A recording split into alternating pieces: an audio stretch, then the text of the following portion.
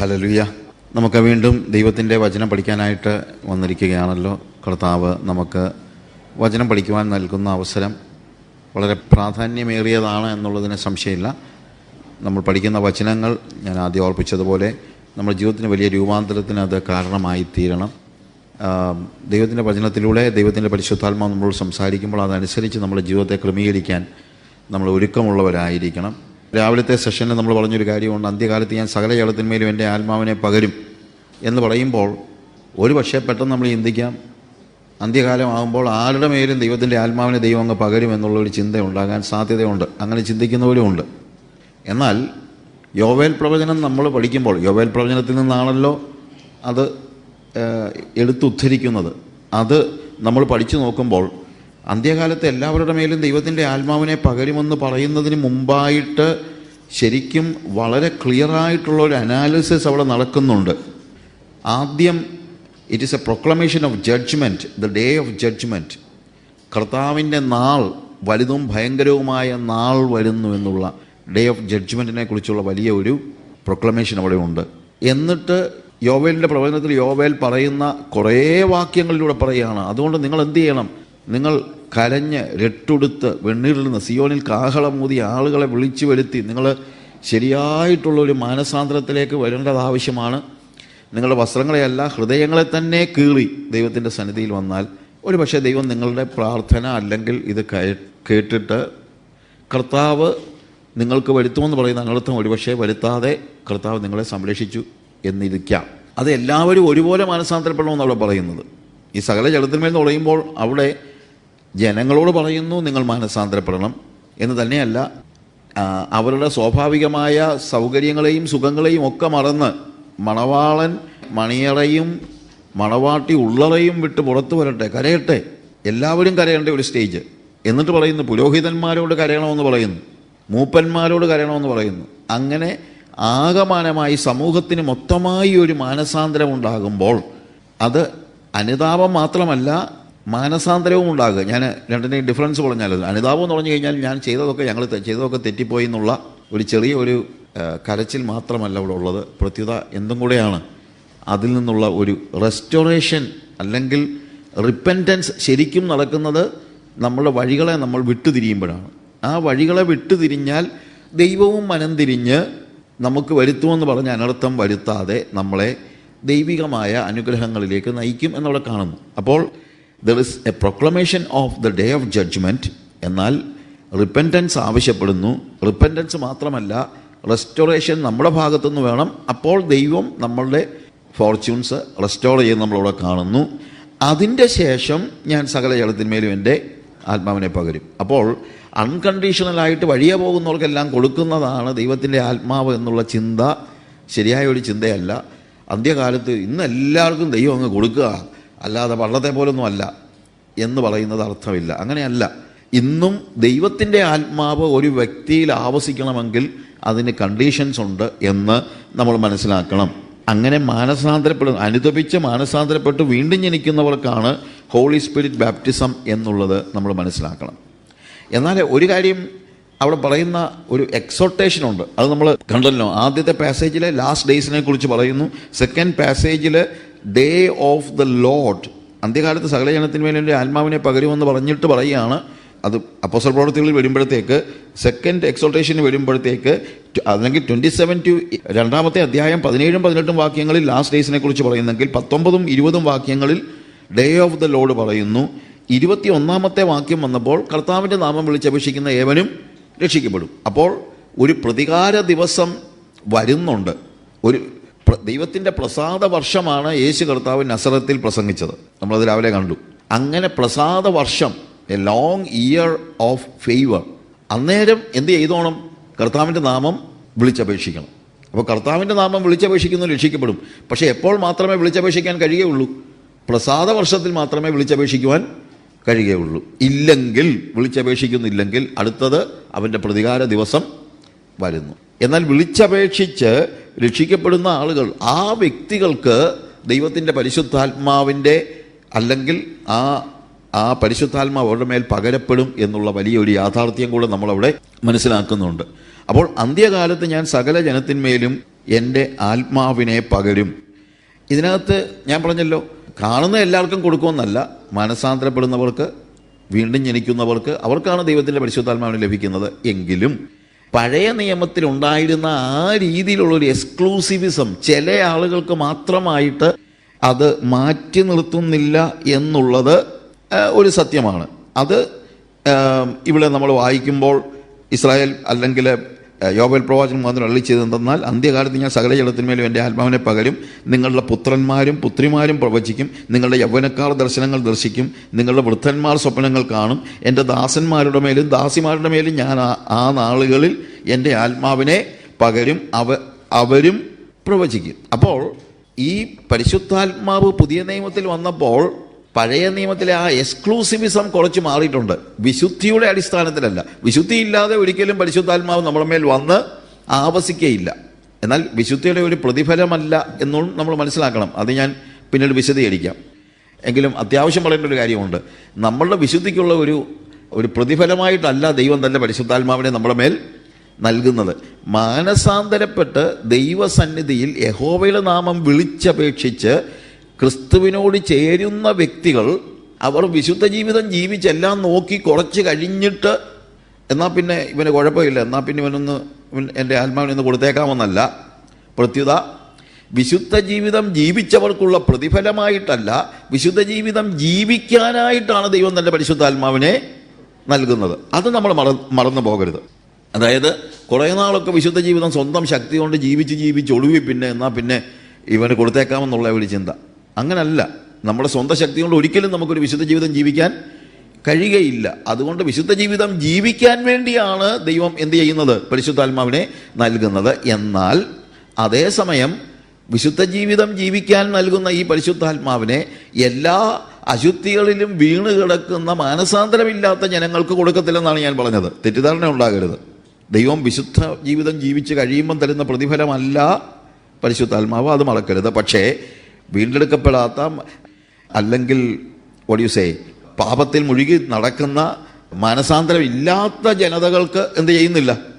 ദൈവം തൻ്റെ ആത്മാവിനെ പകർന്നു കൊടുക്കുന്നില്ല. എന്നാൽ പഴയ നിയമത്തിൽ നിന്നുള്ള ഒരു വ്യത്യാസം എന്താണെന്ന് ചോദിച്ചു കഴിഞ്ഞാൽ മറ്റൊന്നുമല്ല, പഴയ നിയമത്തിൽ ചില വ്യക്തികളിലേക്ക് പ്രത്യേകിച്ച് എന്തെങ്കിലുമൊക്കെ പ്രത്യേക ശുശ്രൂഷ ചെയ്യേണ്ടിയവർക്ക് വേണ്ടി മാത്രമായിട്ട് ദൈവം തൻ്റെ പരിശുദ്ധാത്മാവിനെ നൽകിയിരുന്നതാണ് നമ്മൾ പഴയ നിയമത്തിൽ കാണുന്നത്. ഇപ്പോൾ ശിംശോൻ്റെ മേൽ ദൈവത്തിൻ്റെ ആത്മാവ് വന്നു, അല്ലെങ്കിൽ മോശയുടെ മേൽ ദൈവത്തിൻ്റെ ആത്മാവ് ഉണ്ടായിരുന്നു, നമുക്കറിയാം.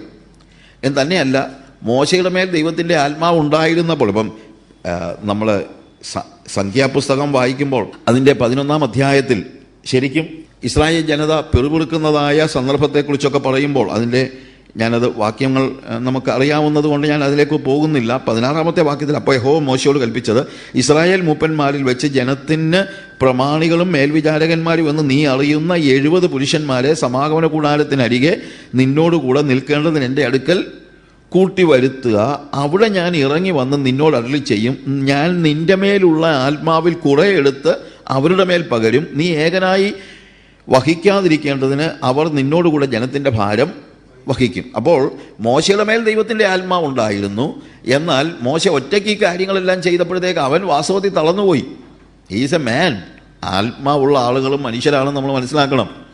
ദൈവത്തിൻ്റെ ആത്മാവിൻ്റെ പ്രവൃത്തി അല്ലെങ്കിൽ ദൈവത്തിൻ്റെ ആത്മാവ് ഒരു വ്യക്തിയുടെ മേലുണ്ട് എന്ന് വെച്ചുകൊണ്ട് അതിൻ്റെ അർത്ഥം അവർ അതിമാനുഷ്യരായി തീരുന്നു എന്നല്ല. അവർക്കും ചില സമയത്ത് മാനസികമായിട്ടുള്ള പ്രയാസങ്ങൾ ഉണ്ടാകും. ഞാൻ വൃഥാവിൽ അധ്വാനിക്കുന്നതൊക്കെ ഉള്ള തോന്നലുകൾ ചിലപ്പോൾ ഉണ്ടായെന്നിരിക്കും. ഇതൊക്കെ ഉണ്ടാകാൻ സാധ്യതയുണ്ട്, ഇല്ലെന്ന് നമുക്കൊരിക്കലും പറയാൻ കഴിയില്ല. അങ്ങനെ മോശയ്ക്കും ഉണ്ടായി.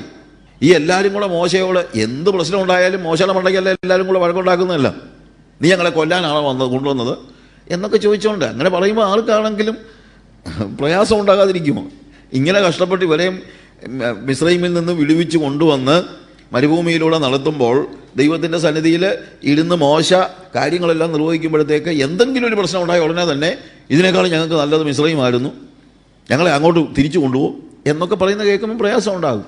അപ്പോൾ മോശയോട് ദൈവം പറയാനുള്ള ഒരു കാര്യം ചെയ്യുക, നീ 70 പേരെ തിരഞ്ഞെടുക്കുക.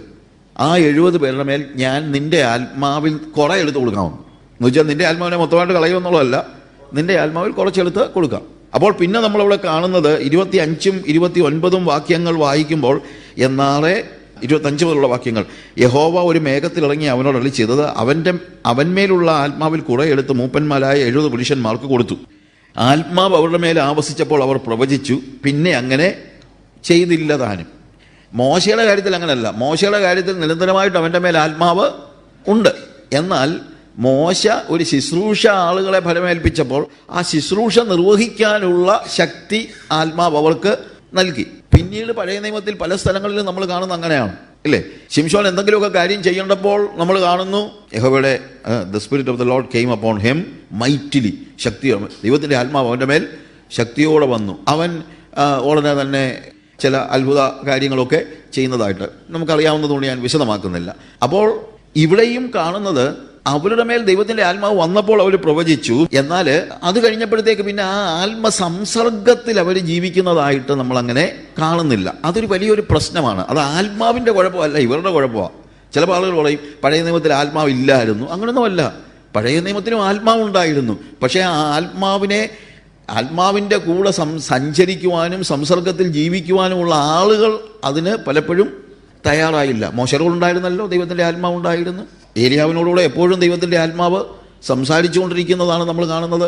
കർമ്മേലിൽ നിന്ന് തീ ഇറക്കിയപ്പോൾ പെട്ടെന്ന് വന്നതല്ല. ശിംശോൻ്റെ മേൽ അന്നേരം ഇറങ്ങി വരുന്നത് നമ്മൾ കാണുന്നുണ്ടെങ്കിൽ ഏലിയാവിൻ്റെ മേൽ ദൈവത്തിൻ്റെ ആത്മാവ് വന്നു, പെട്ടെന്ന് അഗ്നി എന്നൊന്നുമല്ല കാണുന്നത്. കാര്യം ദൈവ സംസർഗത്തിൽ നിരന്തരം ജീവിച്ചിരുന്നവരായ വ്യക്തികൾ പഴയ നിയമത്തിലും ഉണ്ട്.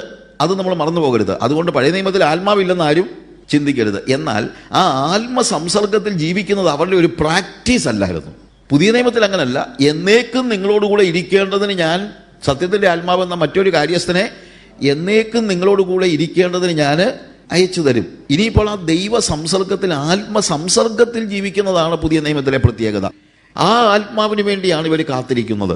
ആ അന്ത്യകാലത്തിൻ്റെ കാര്യം പറയുമ്പോൾ എല്ലാവരും, അന്ത്യകാലത്ത് സകല ജഡത്തിന്മേലും ഞാൻ എൻ്റെ ആത്മാവിനെ പകരും. പ്രത്യേക ശുശ്രൂഷ ചെയ്യാനുള്ളവരുടെ മേൽ മാത്രമല്ല, അപ്പോസ്തോലന്മാരുടെ മേൽ മാത്രമല്ല, 11 പേരുടെ മേലല്ല പരിശുദ്ധാത്മാവ് വന്നത്, അവിടെ കൂടിയിരുന്ന എല്ലാവരുടെ മേലും. അവിടെ വായിക്കുമ്പോൾ തന്നെ നമ്മൾ 2-ാം അധ്യായത്തിൽ കാണുന്ന എന്താണ്? എല്ലാവരും, അവരുടെ മേൽ ദൈവത്തിൻ്റെ പരിശുദ്ധാത്മാവ് വന്നു, എല്ലാവരുടെ മേലും. അതാണ് നമ്മൾ ശരിക്കും ഈ അന്ത്യകാലത്ത് കാണുന്ന ഒരു പ്രത്യേകത.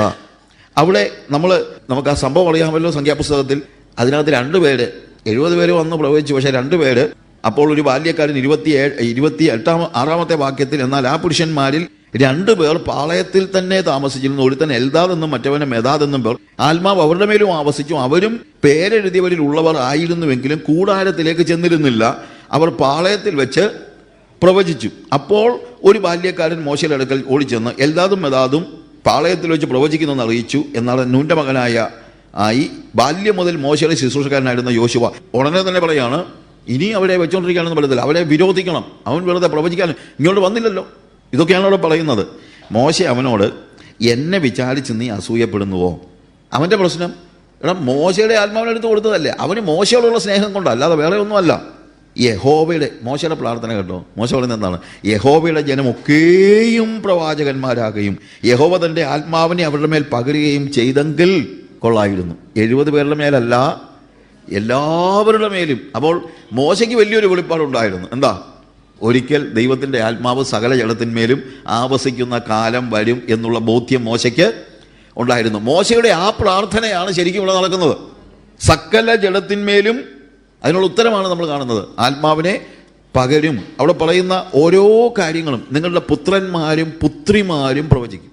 പഴയ നിയമത്തിൽ പുത്രിമാര് പ്രവചിക്കുന്നത് ഇല്ലെന്ന് പറയാൻ പറ്റില്ല. ദെബോര പോലെയുള്ള ആളുകൾ പ്രവാചകരുണ്ടായിരുന്നു എന്നുള്ളത് ശരിയാണെങ്കിൽ പോലും നോർമലി പ്രവാചക ശുശ്രൂഷ ലഭിച്ചിരുന്നതൊക്കെ പുരുഷന്മാർക്കാണ്. എന്നാൽ പുതിയ നിയമത്തിൽ കർത്താവിൻ്റെ ആത്മാവ് പറയുന്നു, അന്ന് അന്ത്യകാലത്ത് എന്താ സംഭവിക്കുന്നത്? It is not only sons, even the daughters will prophesy. ആ വേർതിരിവൊക്കെ മാറുകയാണ്. ദൈവത്തിൻ്റെ ആത്മാവ് എല്ലാവരുടെ മേലും, പുരുഷന്മാരുടെ മേലും സ്ത്രീകളുടെ മേലും ആത്മാവ് കടന്നു വരികയും അവരെല്ലാവരും പ്രവചിക്കുകയും. നിങ്ങളുടെ യൗവനക്കാർ, പഴയ നിയമത്തിൽ വളരെ കാലഘട്ടം ദൈവത്തിൻ്റെ കൂടൊക്കെ നടന്ന ഒരു ഇരുത്തം വന്ന് മച്വർ ആയതിനു ശേഷമാണ് ആത്മാവ് അവരുടെ മേൽ വരുന്നത്. ഇതങ്ങനെയല്ല. ഈവൻ യങ് മെൻ ഇല്ലേ? അതുകൊണ്ടാണ് ഞാൻ പറഞ്ഞത്, വിശുദ്ധിയിൽ ജീവിച്ച് അവരുടെ മെച്യൂരിറ്റി തെളിയിച്ചതിന് ശേഷമല്ല ദൈവത്തിൻ്റെ പരിശുദ്ധാത്മാവ് അവരുടെ മേൽ വരുന്നത്. അവർ മാനസാന്തരപ്പെടണം, കർത്താവിനെ അറിയണം, യഹോവയുടെ നാമം വിളിച്ചപേക്ഷിക്കണം. അതൊക്കെ പ്രീറിക്വിസിറ്റ്സ് ഉണ്ട്, ഇല്ലെന്നല്ല. പക്ഷേ മെച്വറായിട്ടുള്ള ഒരു സമൂഹത്തിൻ്റെ മേൽ മാത്രമല്ല ദൈവത്തിൻ്റെ ആത്മാവ് വരുന്നത്. ആത്മാർത്ഥതയോടെ ഹൃദയ നുറുക്കത്തോടുകൂടെ യഹോവയുടെ നാമം വിളിച്ചപേക്ഷിക്കുന്ന യുവാക്കന്മാരുടെ മേൽ പോലും എന്ത് വരുന്നു? ആത്മാവ് വരുന്നു. അതാണ് പുതിയ നിയമത്തിൽ നമ്മൾ കാണുന്ന ഏറ്റവും വലിയ പ്രത്യേകത. നിങ്ങളുടെ വൃദ്ധന്മാർ, അവിടെ എഴുതിയിരിക്കുന്ന വാക്ക് നിങ്ങളുടെ വൃദ്ധന്മാർ. അപ്പം യുവാക്കന്മാർ മാത്രമല്ല, എന്തുകൊണ്ട് വൃദ്ധന്മാരും ഉണ്ട്. അതിനകത്ത് അർത്ഥം എന്നാന്ന് ചോദിച്ചു കഴിഞ്ഞാൽ, ഈ ആത്മാവിൻ്റെ കാര്യത്തിൽ റിട്ടയർമെൻ്റ് ഇല്ല. നമ്മൾ ബാക്കിയുള്ള കാര്യങ്ങളിലൊക്കെ എന്തുകൊണ്ട് റിട്ടയർമെൻ്റ് ഒക്കെ ഉണ്ട്. പക്ഷേ if you truly follow God, follow Jesus, പ്രായമായാലും കട്ടിലേൽ എണീക്കാൻ വയ്യാതെ കിടന്നാലും നിങ്ങൾ എന്ത് ചെയ്യുമെന്നാ അവിടെ നമ്മൾ ആ വാക്യം വായിക്കുമ്പോഴത്തേക്ക് നമ്മൾ വായിക്കുന്ന കാര്യം എന്താണ്? നിങ്ങളുടെ പുത്രന്മാരും പുത്രിമാരും പ്രവചിക്കും, നിങ്ങളുടെ യൗവനക്കാർ ദർശനങ്ങൾ ദർശിക്കും, നിങ്ങളുടെ വൃദ്ധന്മാർ സ്വപ്നങ്ങളെ കാണും. അപ്പോൾ കട്ടിലേൽ എണീക്കാൻ വയ്യാത്ത കിടക്കുന്ന ഒരു വൃദ്ധനാണെങ്കിലും ആത്മാവിൻ്റെ പ്രവർത്തനം അവനിൽ നിന്ന് പോകുന്നില്ല. അതാണ് പുതിയ നിയമത്തിൻ്റെ പ്രത്യേകത.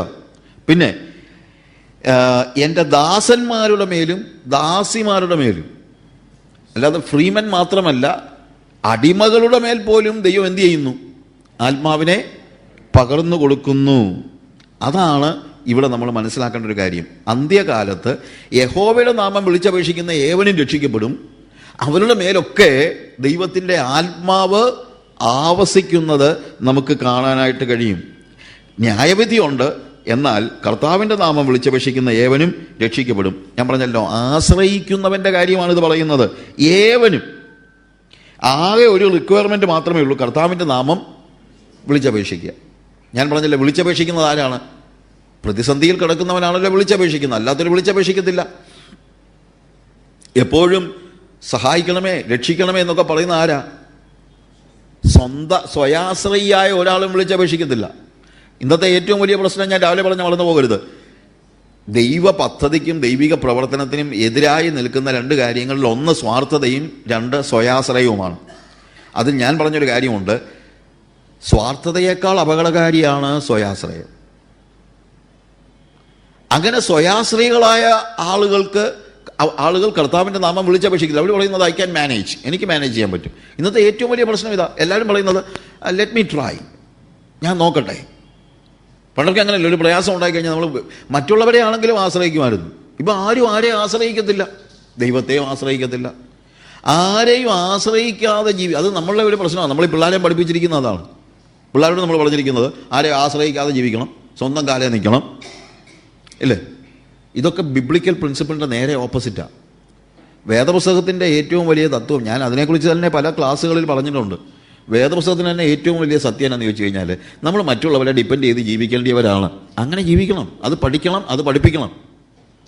യേശുവിൻ്റെ വളർച്ചയെക്കുറിച്ച് ഞാൻ എപ്പോഴും ഇത് പറയുന്ന ഒരു കാര്യമാണ്. യേശുവിൻ്റെ വളർച്ചയെക്കുറിച്ച് പറയുന്നു, പൈതൽ വളർന്നു, ജ്ഞാനം നിറഞ്ഞു, ആത്മാവിൽ ബലപ്പെട്ടു വന്നു, ദൈവകൃപ അവനോടുകൂടെ ഉണ്ടായിരുന്നു. അത് ബാല്യം. കൗമാരപ്രായത്തിൽ എഴുതിയിരിക്കുന്നത്, യേശുവോ ജ്ഞാനത്തിലും വളർച്ചയിലും ദൈവത്തിൻ്റെയും മനുഷ്യരുടെയും കൃപയിലും മുതിർന്നു വന്നു.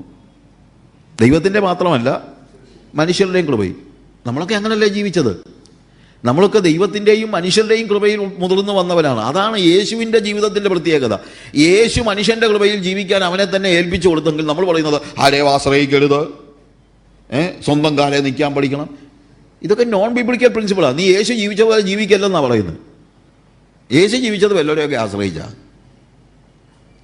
അതിന് നമ്മൾ കുഞ്ഞുങ്ങളെ പ്രാപ്തരാക്കണം. ആരെ ആശ്രയിക്കാതെ ജീവിക്കാനല്ല കുഞ്ഞുങ്ങളെ പഠിപ്പിക്കേണ്ടത്, അവരെല്ലാവരെയൊക്കെ ആശ്രയിച്ച് ജീവിക്കട്ടെ. അങ്ങനെയല്ലേ നമ്മളെ സ്നേഹം അങ്ങോട്ടും ഇങ്ങോട്ടൊക്കെ ഒഴുകുന്നത്. അങ്ങനെയല്ലേ കൂട്ടായ്മ എന്നൊക്കെ പറയുന്നത്. ആരെയും ആശ്രയിക്കാതെ ജീവിച്ചാൽ എന്തോന്ന് കൂട്ടായ്മ? ആരെയും ആശ്രയിക്കാതെ ജീവിച്ചാൽ അവൻ അഹങ്കാരിയായിത്തീരും, അവൻ സ്വയാശ്രയിയായിത്തീരും, അവൻ ഒരിക്കലും ദൈവത്തെയും വിളിക്കത്തില്ല.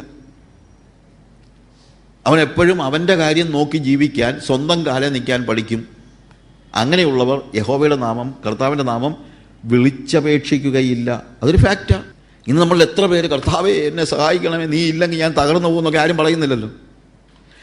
നമ്മൾ പലപ്പോഴും ദൈവത്തെ വിളിക്കുന്നത് തന്നെ കർത്താവേ ഞാൻ എൻ്റെ കാര്യമൊക്കെ നോക്കിക്കോളാം, പിന്നെ ഇടയ്ക്ക് കളി ഉപദ്രവിക്കരുത്. അതിനാ പറയുന്നത്. അതായത് നമുക്കൊരു പേടിയുണ്ട്, ഈ സഭായോഗത്തിനൊക്കെ പോകാതെയും സ്വത്രാഴ്ചയിടാതെയും ഒക്കെ ഇരുന്ന് കഴിഞ്ഞാൽ ചിലപ്പം നമ്മൾ പോകുന്ന വഴിയിലെങ്ങാനും കർത്താവ് വല്ല ഇടങ്കോലിട്ടാലോ എന്നുള്ള ഒരു പേടി. ഡോക്ടർ മുരളി പറയുമായിരുന്നു, ഈ ആദിവാസി ദൈവത്തെ വിളിക്കുന്നത് സഹായത്തിന് വേണ്ടിയൊന്നുമല്ല, ഉപദ്രവിക്കാതിരിക്കാനാണ് എന്ന് പറഞ്ഞതുപോലെ ഇപ്പം നമ്മൾ യേശുവിനെ വിളിക്കുന്നതാണ്. എൻ്റെ കാര്യമൊക്കെ ഞാൻ നോക്കിക്കോളാം, എനിക്ക് ശമ്പളമൊക്കെ ഉണ്ട്, എൻ്റെ കാര്യങ്ങളൊക്കെ നോക്കാൻ എനിക്ക് അറിയാം, പിന്നെ എനിക്ക് പൈസയുണ്ട്, എനിക്ക് അസുഖം വന്നാൽ ഞാൻ നോക്കിക്കോളാം, പിന്നെ ഇടയ്ക്ക് കയറി നീ വണ്ടി ഓടിച്ച് പോകുന്ന കൂട്ടത്തിൽ വലിയ അപകടമൊന്നും ഉണ്ടാക്കരുത്, അതൊക്കെ നമ്മുടെ കയ്യിലല്ലല്ലോ. അങ്ങനെയൊക്കെ ഉണ്ടാകാതിരിക്കാൻ നീ എന്നെ സഹായിക്കണം. അതാണ് നമുക്ക് ആവശ്യം ആകെയുള്ള കാര്യം. സി, അവിടുത്തെ പ്രശ്നം എന്താണ്? We are not depending upon God, we are not calling upon the name of the Lord. See, അടിസ്ഥാനപരമായ ഒരു പ്രശ്നമാണിത്. നമ്മുടെ കുഞ്ഞുങ്ങൾ പഠിച്ചു വരുന്ന ഒരു വ്യാജ ആത്മീയത ഇതാണ്. സ്വന്തം കാലിൽ നിൽക്കാൻ പഠിക്കുക. സ്വന്തം കാലിൽ നിൽക്കാനല്ല പഠിക്കേണ്ടത്, മറ്റുള്ളവരെ സഹായിക്കുകയും വേണം. ഞാനിത് ഒരു യൂത്ത് ക്യാമ്പിൽ പഠിപ്പിച്ചപ്പോഴത്തേക്ക് പിള്ളേർ വന്നിട്ട് പറഞ്ഞു, ഞങ്ങൾ ആരെ വേണമെങ്കിലും സഹായിച്ചോളാം, പക്ഷേ ഞങ്ങൾക്ക് ആരുടെ സഹായമൊന്നും വേണ്ട. ഞങ്ങൾ ആരെ വേണമെങ്കിലും സഹായിച്ചോളാം, പക്ഷേ ഞങ്ങൾക്ക് ആരുടെയും സഹായം വേണ്ട. അത് ഞങ്ങൾക്ക് അങ്ങോട്ട് ദഹിച്ചില്ല. എൻ്റെ മുഖത്ത് നോക്കി പറഞ്ഞതാണ്, ഒരു പെങ്കൊച്ചു വന്ന് പറഞ്ഞതാണ്. ആദ്യത്തെ കാര്യമൊക്കെ ഞങ്ങൾ സമ്മതിച്ചങ്കളെ, ഏതാ മറ്റുള്ളവരെ നമ്മൾ സഹായിക്കണം, പക്ഷേ മറ്റുള്ളവരുടെ സഹായം തിരക്കണമെന്ന് പറയുന്നത് ഞങ്ങൾക്ക് അങ്ങോട്ട് ദഹിച്ചിട്ടില്ല. അതിൻ്റെ പ്രശ്നമാണ് സ്വയാശ്രയിയായി വളരുന്ന ഒരു സമൂഹം. അവനൊരിക്കലും യഹോവയുടെ കർത്താവിൻ്റെ നാമം വിളിച്ചപേക്ഷിക്കുകയില്ല. കർത്താവെ കർത്താവെ എന്ന് വിളിക്കുന്നതല്ല, ഞാൻ പറഞ്ഞില്ലേ, വിളിച്ചപേക്ഷിക്കുക എന്നൊക്കെ പറഞ്ഞു കഴിഞ്ഞാൽ നിസ്സഹായതയിൽ നിന്നുള്ള ആശ്രയമാണ്. നിസ്സഹായതയിൽ നിന്ന് മാത്രമേ ആശ്രയം ഉണ്ടാവുകയുള്ളൂ. ഞാൻ പറഞ്ഞത് മനസ്സിലാവുന്നല്ലോ. നിസ്സഹായതയിൽ നിന്ന് മാത്രമേ എന്തുണ്ടാവുകയുള്ളൂ? ആശ്രയം ഉണ്ടാവുകയുള്ളൂ. ആ ആശ്രയം ഉള്ളവനാണ് രക്ഷിക്കപ്പെടുന്നത്. കർത്താവിൻ്റെ നാമം വിളിച്ചപേക്ഷിക്കുന്നവൻ രക്ഷിക്കപ്പെടും.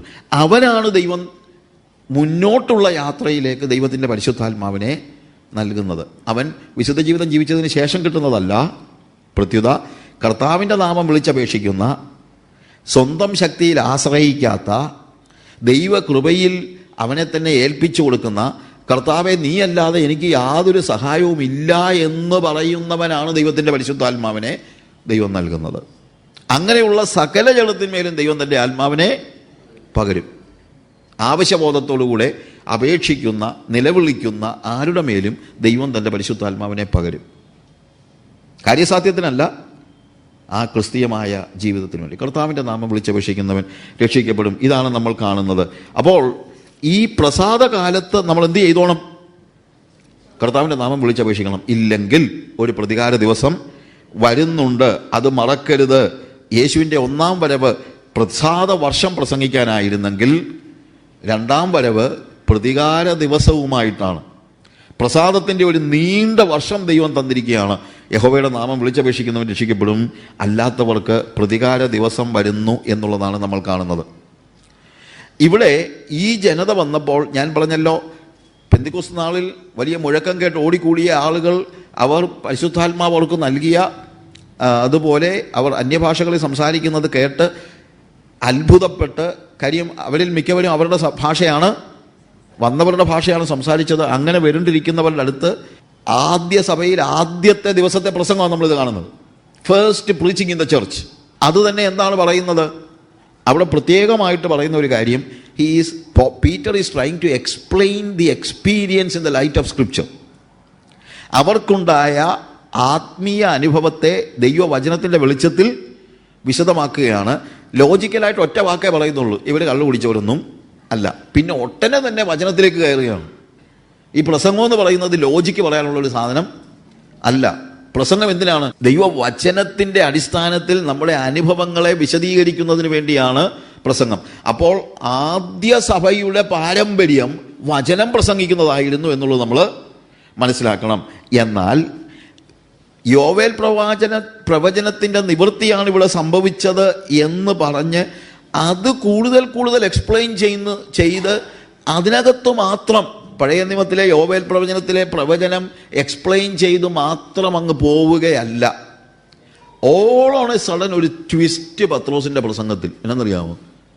ഉടനെ യേശുവിലേക്ക് കയറുക. അതും നമ്മൾ മനസ്സിലാക്കണം. പ്രസംഗമെന്ന് പറയുന്നത് പ്രവചനം എന്തൊക്കെയാണ്, അത് എവിടെയൊക്കെ നിവൃത്തിയായി, ലോകത്തിൽ എവിടെയൊക്കെ ചിപ്പ് വന്നു, എവിടെയൊക്കെ ചുമന്ന പശുവുണ്ട്, ഇങ്ങനെയുള്ള കാര്യങ്ങൾ പ്രസംഗിച്ചുകൊണ്ടിരിക്കാൻ, അതുമാത്രം പ്രസംഗിച്ചുകൊണ്ട് സയൻസ്, ഏലിയൻസ്, മറ്റേത് മറിച്ചത്, ഇങ്ങനെയുള്ള പ്രസംഗങ്ങൾ അതല്ല പ്രസംഗത്തിൻ്റെ പ്രധാന വിഷയം.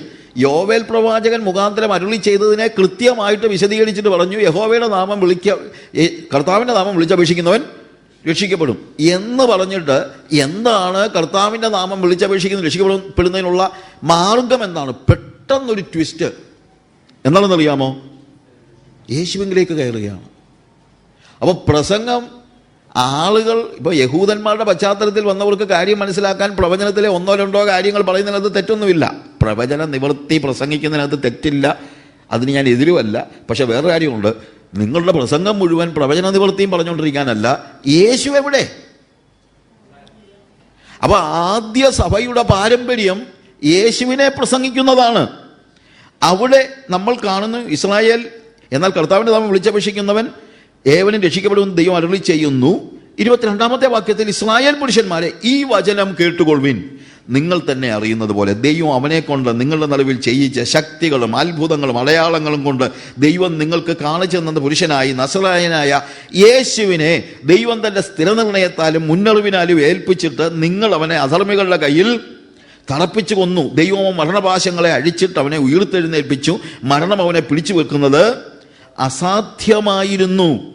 താഴോട്ട് പറയുന്ന ഭാഗങ്ങളെല്ലാം നമുക്ക് പിന്നെ വായിച്ചു നോക്കുക, സമയമനുസരിച്ച് നമ്മൾ പഠിക്കണം. എന്നാൽ ഒട്ടനെ തന്നെ he is talking about Jesus. സുവിശേഷ പ്രസംഗങ്ങളിൽ സയൻസോ ലോജിക്കോ ഫിലോസഫിയോ എന്തെങ്കിലും പറയുന്നതിനകത്ത് തെറ്റൊന്നും ഞാൻ പറയല്ല. പക്ഷേ അതിൽ മുഴച്ചു നിൽക്കേണ്ടത് പ്രവചനം പോലുമല്ല. അതിൽ മുഴച്ചു നിൽക്കേണ്ടത് ആരാണ്? യേശുവാണ്. പ്രവചനവും നിവൃത്തിയും ഒക്കെ പെട്ടെന്ന് പറഞ്ഞു തീർത്തിട്ട് പ്രസംഗം പെട്ടെന്ന് തന്നെ യേശുവിനെ കുറിച്ച് തിരികെയാണ്. ആദ്യ സഭയുടെ ആദ്യ ദിനങ്ങളിൽ അവരുടെ പ്രസംഗം യേശുവിനെ പറ്റിയായിരുന്നു. അതാണ് നമ്മുടെ പാരമ്പര്യം. സഭയുടെ പാരമ്പര്യം പിന്തുടരണമെന്നാണ് ഞാൻ പറഞ്ഞത്. പക്ഷേ സഭയുടെ പാരമ്പര്യം എന്ന് പറയുന്നത് 3-ാം നൂറ്റാണ്ടിലും 5-ാം നൂറ്റാണ്ടിലും 15-ാം നൂറ്റാണ്ടിലും ഉള്ള പാരമ്പര്യമല്ല. സഭയുടെ പാരമ്പര്യം തുടങ്ങുന്നത് അപ്പോസ്തല പ്രവൃത്തി 1-ാം അധ്യായം തൊട്ടാണ്. ആ പാരമ്പര്യം 2-ാം അധ്യായത്തിലാണ് ശരിക്കും ആദ്യത്തെ ഒരു പ്രസംഗം നമ്മൾ കേൾക്കുന്നത്. First preaching in the church.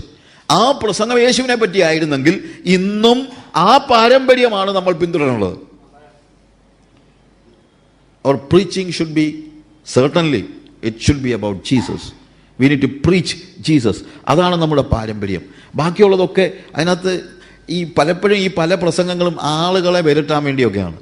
എനിക്ക് തോന്നിയിട്ടുണ്ട് എൻ്റെ പ്രസംഗം ഞാനൊരു വലിയ അറിവുള്ള ആളാണെന്ന് ആളുകളെ മനസ്സിലാക്കാൻ വേണ്ടിയാണ് ഈ ആവശ്യമില്ലാത്ത സയൻസും ശാസ്ത്രവും മറ്റേത് മറിച്ചുമൊക്കെ പറയുന്നത്. ഈ പറയുന്ന നല്ലൊരു ശതമാനം ആളുകൾക്കും ശാസ്ത്രവും അറിയത്തില്ല, ബൈബിളും അറിയത്തില്ല. അതതിനകത്ത് ഏറ്റവും വലിയ തമാശ. പറയുന്ന എല്ലാം ആന മണ്ടത്തരവുമാണ്. പിന്നെ ഞാൻ ഏതാണ്ട് വലിയ ശാസ്ത്രജ്ഞനാണെന്നൊക്കെയുള്ള നിലയിൽ പ്രസംഗിക്കുന്നത് കേൾക്കുമ്പോഴത്തേക്ക് എന്തിനാ ഇങ്ങനെ പ്രസംഗിക്കുന്നത്? ഒരു പക്ഷേ ഞാൻ പറഞ്ഞ ആളുകളെ വരട്ടാനെന്ന് പറയുന്നത് ശരിക്കും അതാണ്. ചിലർ വലിയ ശബ്ദവും ബഹളങ്ങളും ഒക്കെ ഉണ്ടാക്കി ഭയങ്കര അവരെ തന്നെ അങ്ങ് പ്രസംഗിക്കുന്ന ഒത്തിരി കാര്യങ്ങൾ നമ്മൾ കാണുന്നുണ്ട്. അങ്ങനെ പ്രസംഗിക്കുന്നവരുണ്ട്. ചിലർ വേദസ്വലത്ത് ഞാൻ 3 പ്രസംഗങ്ങളെക്കുറിച്ച് ചിലത് പറഞ്ഞിട്ടുണ്ട്. 3 പ്രസംഗം. ആദ്യം ഒരാൾ വന്ന് കയറി നിന്ന് പ്രസംഗിച്ചു. നിന്നൊന്നുമല്ല, വന്നതേ ഓടിക്കൊണ്ടാണ്. മൈക്കും കൊണ്ട് ഒരു സൈഡിൽ നിന്ന് മറ്റേ സൈഡ് വരെ ഓടി ഹല്ലേലൂയ എന്ന് പറഞ്ഞ് ഭയങ്കര ബഹളം ഉണ്ടാക്കി. അതിലെ ഓടി ഇതിലെ ഓടി. എന്തോ പറഞ്ഞെന്ന് ആർക്കും മനസ്സിലായില്ല. എന്നിട്ടും ആളുകൾ പറഞ്ഞു, oh what a wonderful preacher, what a wonderful preacher. Oh എന്തോ പ്രസംഗകനാ. എന്താ പറഞ്ഞെന്ന് ആർക്കും പിടികിട്ടിയില്ല. പക്ഷേ ഇയാളുടെ ഓട്ടവും ചാട്ടവും ബഹളവും എല്ലാം കണ്ടപ്പം ആളുകൾ ചിന്തിച്ചു, എന്തോ പ്രീച്ചറാ. 2-ാമത്തെ ആൾ അങ്ങനെയൊന്നുമല്ല. അയാൾ കയറി നിന്ന് പ്രസംഗിക്കുകയാണ്. പക്ഷേ പ്രസംഗിച്ചപ്പോഴത്തേക്ക് അദ്ദേഹം പറഞ്ഞു, ഇത് നമ്മളെ മലയാളത്തിൽ വായിക്കുമ്പോൾ ഇങ്ങനെയാണെങ്കിലും ഇംഗ്ലീഷിൽ അങ്ങനെയല്ല. പിന്നെ ഞാനിതിൻ്റെ ഗ്രീക്ക് നോക്കുകയായിരുന്നു. അങ്ങനെ ഗ്രീക്ക് ഞാൻ പഠിച്ചുകൊണ്ടിരുന്ന കൂട്ടത്തിൽ ഇതിൻ്റെ ഒരു അരാമിക് വേർഷനുണ്ട്. ആ അരാമിക് വേർഷനിൽ ഗ്രീക്കിൽ ഇത് എഴുതിയിരിക്കുന്നത് ഇങ്ങനെയാണ്. പക്ഷേ അരാമിക് വേർഷനിൽ അങ്ങനെയല്ല. പിന്നെ ഞാൻ അതിൻ്റെ സമാനമായ ചില പദങ്ങൾ എബ്രായ ഭാഷയിൽ നോക്കുകയുണ്ടായി. എന്നിട്ട് പിന്നെ ഹീബ്രു പറയും. ഇതെല്ലാം പറഞ്ഞു കഴിഞ്ഞപ്പോൾ ആൾക്കാർ ചിന്തിച്ച് നമുക്കൊന്നും ആർക്കും മനസ്സിലാകാതെ വന്നപ്പോഴത്തേക്ക് പറഞ്ഞു, oh what a wonderful preaching. ആദ്യത്തെ ആളെ വണ്ടർഫുൾ പ്രീച്ചർ എന്ന് പറഞ്ഞു. രണ്ടാമത്തേത് എന്തോ പ്രസംഗമാ, നമുക്കൊന്നും ഒരു പിടിയും കിട്ടിയില്ല. നമ്മൾ പലപ്പോഴും ഈ നല്ല പ്രസംഗമാണെന്ന് പറയുന്നത് എപ്പോഴാണെന്നറിയാമോ?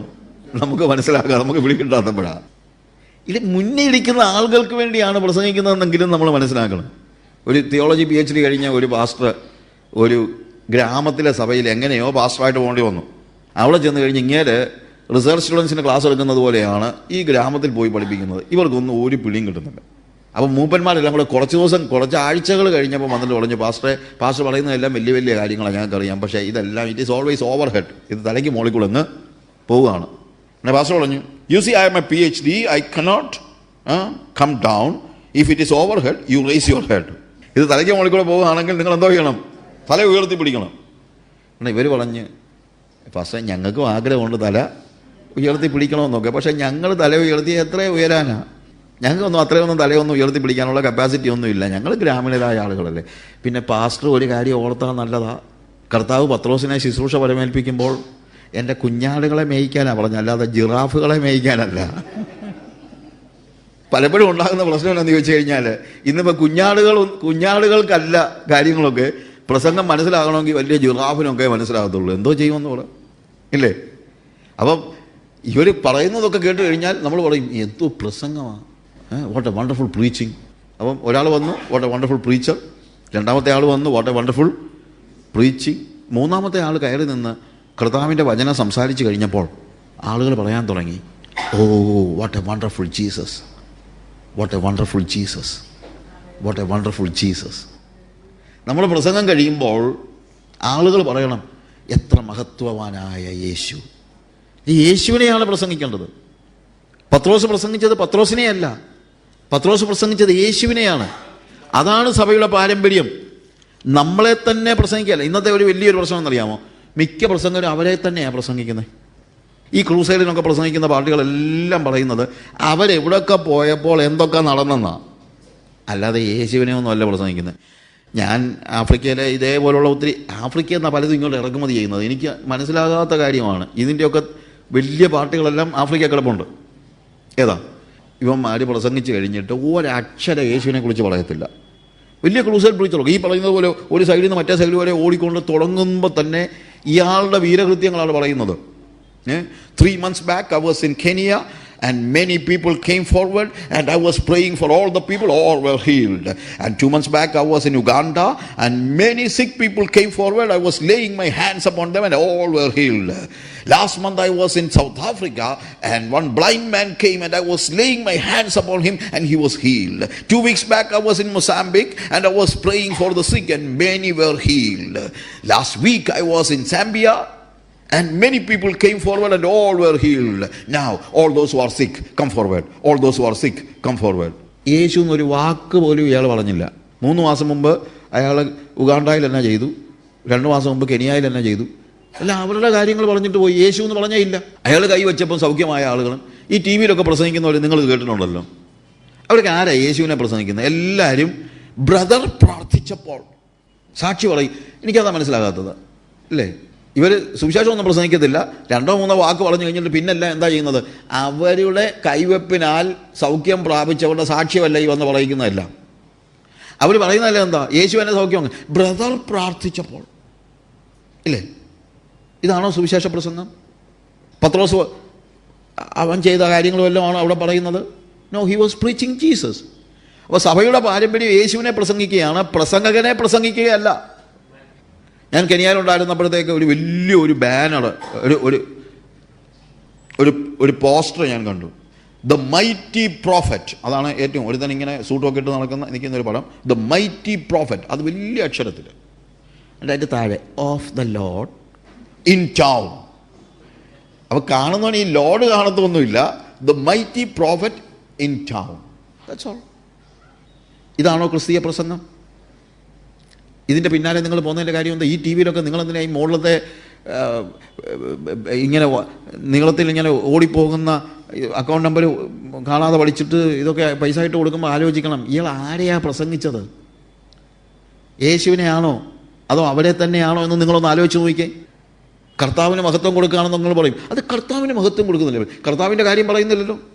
കർത്താവിൻ്റെ കാര്യം പറഞ്ഞാൽ പോലും ഞാൻ ചിലപ്പം പറയാറുണ്ട്, ഈ ഓരോരുത്തരും നടത്തുന്ന പ്രോഗ്രാം സ്പോൺസർ പ്രോഗ്രാംസ് ആണല്ലോ. ഇപ്പം ചാക്കോച്ചൻ ബ്രദറും തോമാച്ചൻ ബ്രദറും രണ്ടുപേരും പ്രോഗ്രാം നടത്തുന്നുണ്ട്. ഇവർ പറയുന്നു ഞങ്ങൾ ഈ സാക്ഷിയൊക്കെ പറയിക്കുന്നത് കർത്താവിൻ്റെ മഹത്വത്തിന് വേണ്ടിയാണെന്ന്. അപ്പോൾ ചാക്കോച്ചൻ ബ്രദർ പ്രസംഗിക്കുന്ന TV ചാനലിൽ സാക്ഷ്യം പറയുന്നവർ മുഴുവൻ ആര് പ്രാർത്ഥിച്ച് സൗഖ്യമായവരാ? ചാക്കോച്ചൻ ബ്രദർ. ചാക്കോച്ചൻ ബ്രദർ പ്രാർത്ഥിച്ചപ്പോൾ എൻ്റെ മുഴ മാറി. കർത്താവ് ഈ സഹോദരിയെ സൗഖ്യമാക്കിയതോടത്ത് നമുക്ക് കരങ്ങളെ തട്ടി കർത്താവിന് മഹത്വം കൊടുക്കണം. കർത്താവിനൊന്നും അല്ല മഹത്വം, ചാക്കോച്ചനാ. ഇനി കർത്താവിന് മഹത്വം കൊടുക്കാനാണ് ഇവർക്ക് വലിയ ആഗ്രഹമെങ്കിൽ തോമാച്ചൻ പ്രാർത്ഥിച്ചപ്പോൾ സൗഖ്യമായ ഒരാളെ ചാക്കോച്ചൻ വിളിച്ച് സാക്ഷി പറയിക്കണ്ട. നടക്കും ഇല്ലേ? കർത്താവിന് മഹത്വം കൊടുക്കാനാണെങ്കിൽ ആര് പ്രാർത്ഥിച്ച് സൗഖ്യമായാലും പോരെ. അപ്പോൾ ചാക്കോച്ചനും പ്രാർത്ഥിക്കുന്നു, തോമാച്ചനും പ്രാർത്ഥിക്കുന്നു. ചാക്കോച്ചൻ്റെ ചാനലിൽ ചാക്കോച്ചൻ പ്രാർത്ഥിച്ച് സൗഖ്യമായവർ മാത്രമേ വരത്തുള്ളല്ലോ. കർത്താവിന് മഹത്വം കൊടുക്കാനാണെങ്കിൽ ഒരു ദിവസം ഒരു കാര്യം ചെയ്യും, ഇന്ന് തോമാച്ചൻ ബ്രദർ പ്രാർത്ഥിച്ച് സൗഖ്യമായ ആളുകളാണ് നമ്മുടെ മുമ്പിൽ നിൽക്കുന്നതെന്ന് പറയട്ടെ. കർത്താവിന് മഹത്വം കൊടുക്കാനാണെങ്കിൽ നടക്കുമോ? നടക്കത്തില്ല. അപ്പം അതിൻ്റെ അർത്ഥം എന്നാ? ഇതൊന്നും കർത്താവിനെ പുകഴ്ത്താനൊന്നും അല്ല, ഇവർ പറയുന്ന കള്ളമാണ്. അവരവരുടെ മാഹാത്മ്യത്തിന് വേണ്ടി നടത്തുന്ന ഗിമ്മിക്സ് ആണ് ഇതെല്ലാം. ഞാനിതൊക്കെ പരസ്യമായിട്ട് പറയുന്ന മറ്റൊന്നുമല്ല, നിങ്ങൾ വഞ്ചിക്കപ്പെട്ടു പോകരുത്, അതുകൊണ്ട് പറയുന്നത്. അല്ലാതെ എനിക്ക് ചാക്കോച്ചനും തോമാച്ചനും എല്ലാവരും ഒരുപോലെ, അത് നിങ്ങൾ മനസ്സിലാക്കുക. അപ്പോൾ ഇവിടെ പത്രോസിനെ പറ്റിയല്ല പ്രസംഗിക്കുന്നത്. ആരെക്കുറിച്ചാണ് പ്രസംഗിക്കുന്നത്? യേശുവിനെ കുറിച്ചാണ്. യേശുവിനെ കണ്ടാൽ മതി, വേറെ ഒന്നും അവർക്ക് ആഗ്രഹമില്ല. They just want to project Jesus. യേശുവിനെ കാണിക്കുക എന്നുള്ളതല്ലാതെ വേറെ കാര്യമൊന്നുമില്ല. ഒരു പ്രസംഗത്തിൽ കാണേണ്ടത് യേശുവിനെയാണ്, പ്രസംഗകനെ അല്ല. D.L. മോഡിയെ കുറിച്ച് ഞാനൊരു പുസ്തകം എഴുതിയിട്ടുണ്ട്. ഇവിടെ I think it is available in sanctuary. Malayalam പുസ്തകമുണ്ട്, അതിൻ്റെ ഹിന്ദിയൊക്കെ ഉണ്ട്. അപ്പോൾ D.L. മോഡിയെ കുറിച്ച് ഞാൻ പഠിച്ച കൂട്ടത്തിൽ ഒരു സംഭവം, D.L. മോഡി ലണ്ടനിൽ പ്രസംഗിക്കാൻ ചെന്നപ്പോൾ ഒന്നാമത്തെ കാര്യം, D.L. മോഡി കാര്യമായിട്ട് പഠിച്ചാൽ 6ാം ക്ലാസ് വരെ എങ്ങാണ്ടേ പഠിച്ചിട്ടുള്ളൂ. അങ്ങനെയുള്ള ഗ്രാമർ ഒന്നും അത്ര ക്ലിയറൊന്നും അല്ല. ഇംഗ്ലീഷാണ് ഭാഷയെന്ന് പറഞ്ഞു കഴിഞ്ഞാലും വലിയ ഗ്രാമർ ഒന്നും അറിയത്തില്ല. അപ്പം ലണ്ടനിൽ പ്രസംഗിക്കാൻ വന്നപ്പോൾ നിങ്ങൾക്കറിയാമല്ലോ, ഈ ബ്രിട്ടീഷുകാരെന്ന് പറഞ്ഞു കഴിഞ്ഞാൽ അവർ ഭയങ്കര ഗ്രാമറും മറ്റുള്ള കാര്യങ്ങൾ. അമേരിക്കൻസിന് ഇതൊന്നും ബാധകമല്ല. അപ്പം ഇവിടെ ആ ലണ്ടൻ ക്യാമ്പയിൻ നടക്കുന്നതിന് അനേക മാസങ്ങൾ നീണ്ടു നിൽക്കുന്ന ഒരു ക്യാമ്പയിൻ അദ്ദേഹം പ്ലാൻ ചെയ്തിരിക്കുകയാണ്. ആ മീറ്റിങ്ങിന് മുമ്പ് അവിടെയുള്ള സഭാ നേതാക്കന്മാരെ എല്ലാം വിളിച്ച് സംസാരിക്കുന്ന കൂട്ടത്തിൽ ഒരു ബിഷപ്പ്, അന്നത്തെ ഒരു ആൾ പറഞ്ഞു, ഞാൻ ഈ മനുഷ്യനോട് സംസാരിച്ച് ഇങ്ങേർക്ക് ഗ്രാമറും അറിയത്തില്ല, ഒന്നും അറിയത്തില്ല, ഇങ്ങനെ ഇവിടെ വന്ന് എന്തോ പ്രസംഗിക്കാൻ പോകണമെന്ന് എനിക്ക് ഇപ്പോഴും മനസ്സിലായില്ലെന്ന് ആ സഭയുടെ നേതാവ് പറഞ്ഞു. ഇത് കഴിഞ്ഞപ്പോൾ D.L. മോഡി എന്നിട്ട് പറഞ്ഞു, എനിക്ക് ഗ്രാമറൊന്നും അറിയത്തില്ല, അതുകൊണ്ട് ദൈവദാസൻ വന്ന് എൻ്റെ ഗ്രാമറൊന്ന് ശരിയാകാനൊന്ന് പ്രാർത്ഥിക്കണം, വളരെ വിനയത്തോടുകൂടെ. എന്നിട്ട് മീറ്റിംഗ് തുടങ്ങുന്നതിന് മുമ്പ് ഇവരെ വീണ്ടും ഒരു ഫൈനലായിട്ട് എല്ലാ ലീഡേഴ്സും ഒരുമിച്ച് ഉള്ള ഒരു മീറ്റിംഗ് ഉണ്ട്. അപ്പോൾ അവർ ചോദിച്ചു, D.L. മോഡി ചോദിച്ചു, do you think that D.L. Moody London is ready for D.L. Modi? അപ്പം കുറേ നാളത്തെ ഇതൊക്കെ കഴിഞ്ഞപ്പോഴത്തേക്ക് അവർക്ക് മനസ്സിലായി D.L. മോഡിയുടെ പ്രീച്ചിങ്ങിനെ കുറിച്ചൊക്കെ നല്ലൊരു ബോധ്യമൊക്കെ ഉണ്ടായിരുന്നല്ലോ. പറഞ്ഞു, yes, we are ready for D.L. Modi.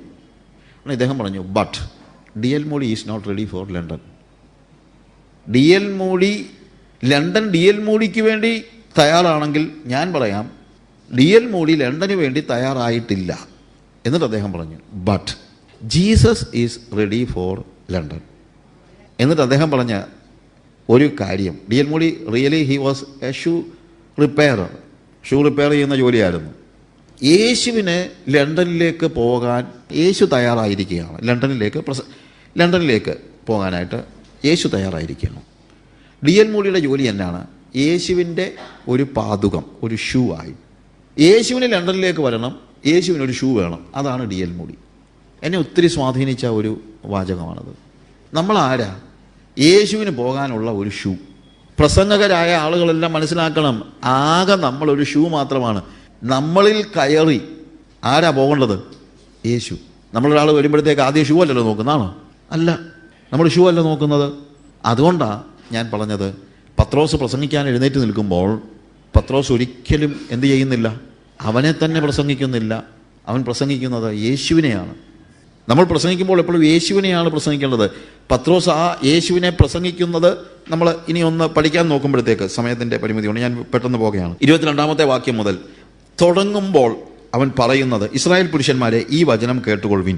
നിങ്ങൾ തന്നെ അറിയും പോലെ ദൈവം അവനെക്കൊണ്ട് നിങ്ങളുടെ നടുവിൽ ചെയ്യിച്ച ശക്തികളും അത്ഭുതങ്ങളും അടയാളങ്ങളും കൊണ്ട് ദൈവം നിങ്ങൾക്ക് കാണിച്ചു തന്ന പുരുഷനായി നസറയനായ യേശുവിനെ ദൈവം തൻ്റെ സ്ഥിരനിർണയത്താലും മുന്നറിവിനാലും ഏൽപ്പിച്ചിട്ട് നിങ്ങൾ അവനെ അധർമ്മികളുടെ കയ്യാൽ തറപ്പിച്ചു കൊന്നു. ആദ്യം പത്രോസ് യേശുവിനെ പരിചയപ്പെടുത്തുന്നത് ചരിത്രത്തിൽ ജീവിച്ച യേശുവിനെയാണ്. ബാക്കി കാര്യമൊക്കെ പിന്നാലെ ആണ് പറയുന്നതല്ല. ചരിത്രത്തിൽ ജീവിച്ച യേശു, ചരിത്രത്തിലെ യേശു. ഒരു കാര്യം മനസ്സിലാക്കണം, പലപ്പോഴും വലിയ ഒരു ചിന്ത, നമ്മളെ ഒരു ചിന്ത, സ്വർഗത്തിലിരിക്കുന്നവനായ യേശു, അതൊരു യാഥാർത്ഥ്യമാണ്. പക്ഷേ നമ്മുടെ രക്ഷയുമായി ബന്ധപ്പെട്ട് നമ്മൾ സുവിശേഷം അറിയിക്കുമ്പോൾ ആദ്യം ജനങ്ങൾക്ക് പറഞ്ഞു കൊടുക്കേണ്ടത് ചരിത്രത്തിലെ യേശുവിനെയാണ്. ഞാൻ പറഞ്ഞത് ഗ്രഹിക്കണം. അതുകൊണ്ടാണ് സുവിശേഷങ്ങൾ പ്രാധാന്യമർഹിക്കുന്നത്. എന്തുകൊണ്ട് 4 സുവിശേഷങ്ങൾ? 4 സുവിശേഷങ്ങളിൽ നമ്മൾ കാണുന്നത് വലിയ ഫിലോസഫി അല്ല, തിയോളജി അല്ല, ഒന്നുമല്ല. എന്താണ്? ദൈവം മനുഷ്യനായി ഭൂമിയിൽ ജീവിച്ച് പലസ്തീനിലൂടെ നടന്ന് കിടന്ന് ഉറങ്ങി കഴിച്ച് പാട്ടുപാടി, ഒരു മലയ്ക്ക് പാട്ടും പാടിയൊക്കെ പോവാണ്. അങ്ങനെ സ്വാഭാവികമായി മനുഷ്യനായി തീർന്ന ചരിത്രത്തിലെ യേശുവിൻ്റെ വിവരണമാണ് പുതിയ നിയമത്തിലെ ആദ്യത്തെ 4 പുസ്തകങ്ങൾ. അല്ലാതെ ഒരു ആശയമല്ല. യേശു ഒരു ആശയമാണെന്ന് നമ്മൾ ചിന്തിക്കരുത്. ആ ചരിത്രത്തിലെ യേശുവിൻ്റെ സംഭവം, ചരിത്രത്തിൽ യേശു എന്ത് ചെയ്തു എന്നുള്ളതിൻ്റെ വിവരണം, അത് നമ്മൾ മനസ്സിലാക്കിയാലേ പറ്റൂ. ഞാൻ എൻ്റെ അടുത്ത ഒരാൾ വന്നു, എൻ്റെ ഒരു ഫ്രണ്ടാണ്, പക്ഷേ ഇപ്പം ഭയങ്കര ഹിന്ദു ഫിലോസഫിയാണ്. അവനെന്നോട് പറഞ്ഞു, ചരിത്രത്തിലെ യേശു ഒരു അനിവാര്യതയാണെന്ന് സായിച്ചാൻ വിശ്വസിക്കുന്നുള്ളൂ. ഞാൻ പറഞ്ഞു, ചരിത്രത്തിലെ യേശുവിലാണ് എൻ്റെ വിശ്വാസം മുഴുവൻ. അതല്ല, പക്ഷേ എനിക്ക് ചരിത്രത്തിലെ യേശു അല്ല, ആത്മാവിലെ യേശുവാണ് വലുത്. ഞാൻ പറഞ്ഞു, ചരിത്രത്തിലെ യേശു ഇല്ലെങ്കിൽ പിന്നെ എന്തോന്ന് ആത്മാവിലെ യേശു?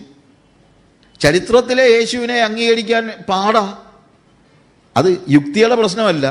ചരിത്രത്തിലെ യേശുവിൻ്റെ ജീവിതം നമുക്ക് ദൈവം നൽകിയിരിക്കുന്നത് ദൈവത്തെ അവൻ വെളിപ്പാടാണ് എന്ന് നമ്മൾ പറയുന്നു. ഇപ്പോൾ അത് ചില വാക്യങ്ങൾ വായിക്കുമ്പോൾ നമുക്കത് കുറച്ചുകൂടെ ക്ലിയർ ആകും. എബ്രായ ലേഖനം 1-ാം അധ്യായം തുടങ്ങുമ്പോൾ അതിൻ്റെ 1 മുതലുള്ള വാക്യങ്ങളിൽ ദൈവം പണ്ട് ഭാഗമായിട്ടും വിവിധമായിട്ടും പ്രവാചകന്മാർ മുഖാന്തരം പിതാക്കന്മാരോട് അരുളി ചെയ്തിട്ട് ഈ അന്ത്യകാലത്ത് പുത്രൻ മുഖാന്തരം നമ്മോട് അരുളി ചെയ്തിരിക്കുന്നു.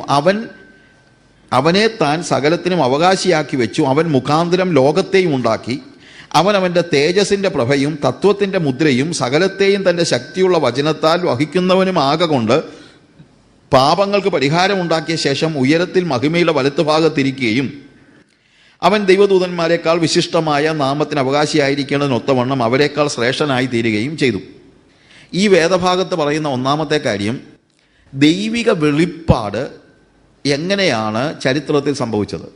പഴയ നിയമത്തിൽ ദൈവം ഭാഗമായിട്ടും വിവിധമായിട്ടും പ്രവാചകന്മാർ മുഖാന്തരം പിതാക്കന്മാരോട് അരുളി ചെയ്തു. അതൊന്നും തെറ്റായ കാര്യങ്ങളല്ല. പക്ഷേ ഒരു ഹോളിസ്റ്റിക് സമൂലമായ ഒരു ദർശനം അവർക്ക് ആർക്കും ലഭിച്ചില്ല. അവർ കണ്ട കാര്യങ്ങളൊക്കെ അവരെഴുതി, ആ എഴുതിയതൊന്നും തെറ്റുമല്ല. പക്ഷേ ദൈവം ആരാണെന്നുള്ളത് ആകമാനമായിട്ട് മനസ്സിലാക്കാൻ അവർക്ക് കഴിഞ്ഞില്ല. അപ്പോൾ അതുകൊണ്ട് അവർ കണ്ട ഭാഗം മാത്രം അവരെഴുതി. ഈ കണ്ട ഭാഗം മാത്രം എഴുതി നമ്മൾ പറഞ്ഞല്ലോ, അന്ധന്മാർ ആനയെ കാണാൻ പോയെന്ന് പറയുന്ന ഒരു ചരിത്രം നമുക്കുണ്ടല്ലോ. ഇതുമായിട്ട് അത്ര ബന്ധപ്പെട്ടതല്ലെങ്കിലും അവർ പറയുന്നതൊന്നും തെറ്റല്ല. ഒരുത്തൻ ആനയുടെ കൊമ്പെ പിടിച്ചിട്ട് പറഞ്ഞു ആന വാള് പോലാന്ന് പറഞ്ഞു. ഒരുത്തൻ ആനയുടെ ചെവിയെ പിടിച്ചിട്ട് പറഞ്ഞു ആന മുറം പോലാന്ന് പറഞ്ഞു. ഒരുത്തൻ ആനയുടെ കാലെ പിടിച്ചിട്ട് പറഞ്ഞു ആന തൂണ് പോലാന്ന് പറഞ്ഞു. ഒരുത്തൻ ആനയുടെ പുറമൊക്കെ തടവി നോക്കിയിട്ട് പറഞ്ഞു ആന പാറ പോലെയാന്ന് പറഞ്ഞു. ഒരുത്തൻ ആനയുടെ വാലെ പിടിച്ചിട്ട് പറഞ്ഞു ആന ചൂല് പോലാന്ന് പറഞ്ഞു. ഇത് ശരിയല്ലയോ എന്ന് ചോദിച്ചു കഴിഞ്ഞാൽ ഇതെല്ലാം ആനയിൽ ഈ എല്ലാ കാര്യങ്ങളും ഉണ്ട്. പക്ഷേ സമൂലമായി ആനയെ ഇവർ കണ്ടിട്ടില്ല. അതുകൊണ്ട് ഇവർ കണ്ട കാര്യങ്ങൾ അവരങ്ങ് വിവരിക്കുന്നു എന്നുള്ളതേ ഉള്ളൂ. ഇതേപോലെ ദൈവം പണ്ട് ഭാഗമായിട്ടും വിവിധമായിട്ടും പ്രവാചകന്മാർ മുഖാന്തരം, ഇതത്ര ഞാൻ പറഞ്ഞ കാര്യം അത്ര ആപ്റ്റായിട്ടുള്ള ഉദാഹരണമല്ല. പിന്നെ ഉദാഹരണത്തിൽ നിന്ന് ആരും ഉപദേശം ഉണ്ടാക്കരുത് കേട്ടോ. നാളെ പറഞ്ഞേക്കരുത് സാജു പറഞ്ഞു ദൈവം ആനയെ പോലാണ് എന്നൊന്നും പറഞ്ഞേക്കരുത്. ഇത് നമ്മൾ ഇതിൻ്റെ ആ ഭാഗികത മനസ്സിലാക്കാൻ വേണ്ടി മാത്രം പറയുന്നുള്ളൂ. പലപ്പോഴും ഉള്ള പ്രശ്നമാണ്. സാജു പറഞ്ഞല്ലോ ദൈവം ആനയെ പോലാന്ന്, ഇല്ലേ?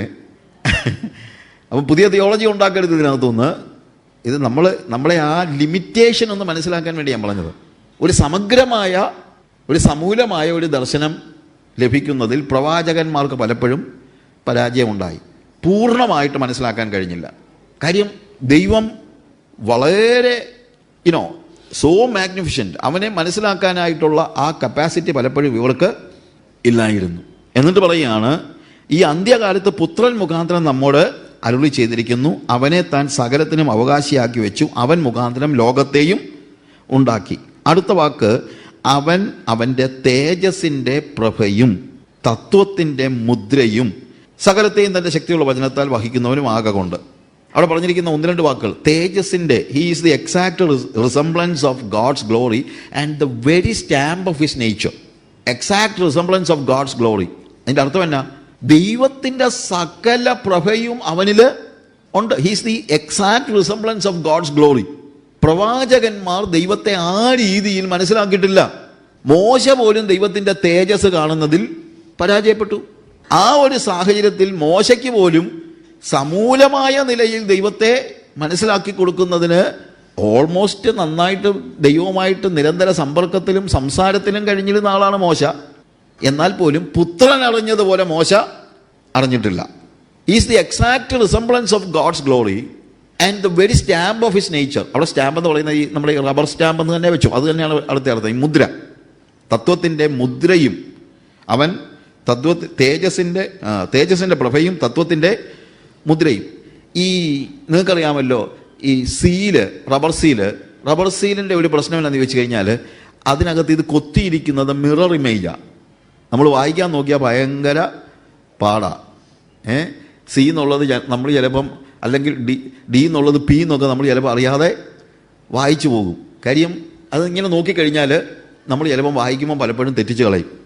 ഓക്കെ, പിന്നെ ഇത് ശരിയായിട്ട് മനസ്സിലാക്കാനുള്ള മാർഗം എന്താണ്? ഒരു കടലാസിലോട്ട് ഇതൊന്ന് അടിച്ചാൽ മതി. ഒരു കടലാസിലോട്ട് ഇത് സ്റ്റാമ്പ് ചെയ്ത് കഴിഞ്ഞാൽ നമുക്ക് കൂളായിട്ട് ഇത് വായിക്കാൻ കഴിയും. ദൈവവും ഇതുപോലെ ഒരു സീല് പോലെ സാധാരണ മനുഷ്യർക്ക് മനസ്സിലാക്കാൻ കഴിയാത്തത്ര, അവൻ്റെ തേജസ്സിലേക്ക് നോക്കുവാൻ പോലും മനുഷ്യന് കഴിയാതിരുന്ന ഒരു സാഹചര്യത്തിൽ, ദൈവത്തെ പൂർണ്ണമായി മനസ്സിലാക്കുവാൻ മനുഷ്യൻ അസാധ്യമായിരുന്ന ഒരു സാഹചര്യത്തിൽ, ദൈവത്തിന് തന്നെ വെളിപ്പെടുത്താൻ എന്താണ് മാർഗം എന്ന് ചോദിച്ചാൽ ഒന്നേ ഉള്ളൂ, ഒരു ശരീരത്തിലേക്ക് ഇതൊന്ന് സ്റ്റാമ്പ് ചെയ്യുക. ജീവനുള്ള ഒരു ശരീരത്തിലേക്ക് ഇത് ഒന്ന് സ്റ്റാമ്പ് ചെയ്ത് കഴിഞ്ഞാൽ, നമ്മൾ പിന്നെ മുദ്രയല്ല നോക്കുന്നത്, നമ്മൾ സ്റ്റാമ്പ് നോക്കിക്കഴിഞ്ഞാൽ എന്ത് ചെയ്യാൻ പറ്റും? ഈ മുദ്രയിൽ എഴുതിയിരിക്കുന്ന എന്താണ് നമുക്ക് അറിയാൻ കഴിയും. He's the exact resemblance of God's glory and the very stamp of his nature. അവൻ്റെ തത്വത്തിൻ്റെ മുദ്രയും തേജസ്സിൻ്റെ പ്രഭയും. അപ്പോൾ ദൈവം എങ്ങനെയുള്ളവനാണ് എന്ന് മനസ്സിലാക്കുവാൻ പഴയ നിയമകാലത്ത് മനുഷ്യർ ഒത്തിരി ബുദ്ധിമുട്ടിയെങ്കിൽ, പുതിയ നിയമകാലത്ത്, ഈ അന്ത്യകാലത്ത് ദൈവം എന്ത് ചെയ്തു? ഒരു ശരീരത്തിലേക്ക് അവൻ്റെ മുദ്ര പതിപ്പിച്ചു. അതാണ് യേശു കർത്താവ് എന്നാണ് എബ്രായ ലേഖനകാരൻ പറയുന്നത്. അതുകൊണ്ട് ഇപ്പോൾ ദൈവം എങ്ങനെയുള്ളവനാണെന്നറിയാൻ നിങ്ങൾ അത്രയ്ക്ക് വിഷമിക്കേണ്ട കാര്യമില്ല. മിറർ ഇമേജ് നോക്കുന്നത് പോലെ നോക്കേണ്ട കാര്യമില്ല. Just look at Jesus and that is God. If you want to know who God is, just look at Jesus. അതാണ് ചരിത്രത്തിലെ യേശുവിൻ്റെ പ്രത്യേകത. ദൈവം എങ്ങനെയുള്ളവനാണെന്ന് അറിയണമെങ്കിൽ നീ ചരിത്രത്തിലെ യേശുവിനെ മനസ്സിലാക്കിയാലേ പറ്റൂ. ഞാൻ പറഞ്ഞ മനസ്സിലാക്കണം. ദൈവത്തിൻ്റെ സ്വഭാവം എന്താണ് എന്ന് ഞാൻ അറിയണമെങ്കിൽ എനിക്ക് സ്വർഗത്തിലിരിക്കുന്ന ദൈവത്തിൻ്റെ സ്വഭാവത്തെക്കുറിച്ചുള്ള കേട്ടറിവ് മാത്രം പോരാ. Just look at Jesus. അന്ധനായ ഒരു മനുഷ്യനെ കാണുമ്പോൾ ദൈവം എന്ത് ചെയ്യുമെന്ന് എന്നോട് ചോദിച്ചാൽ എനിക്കറിയാം.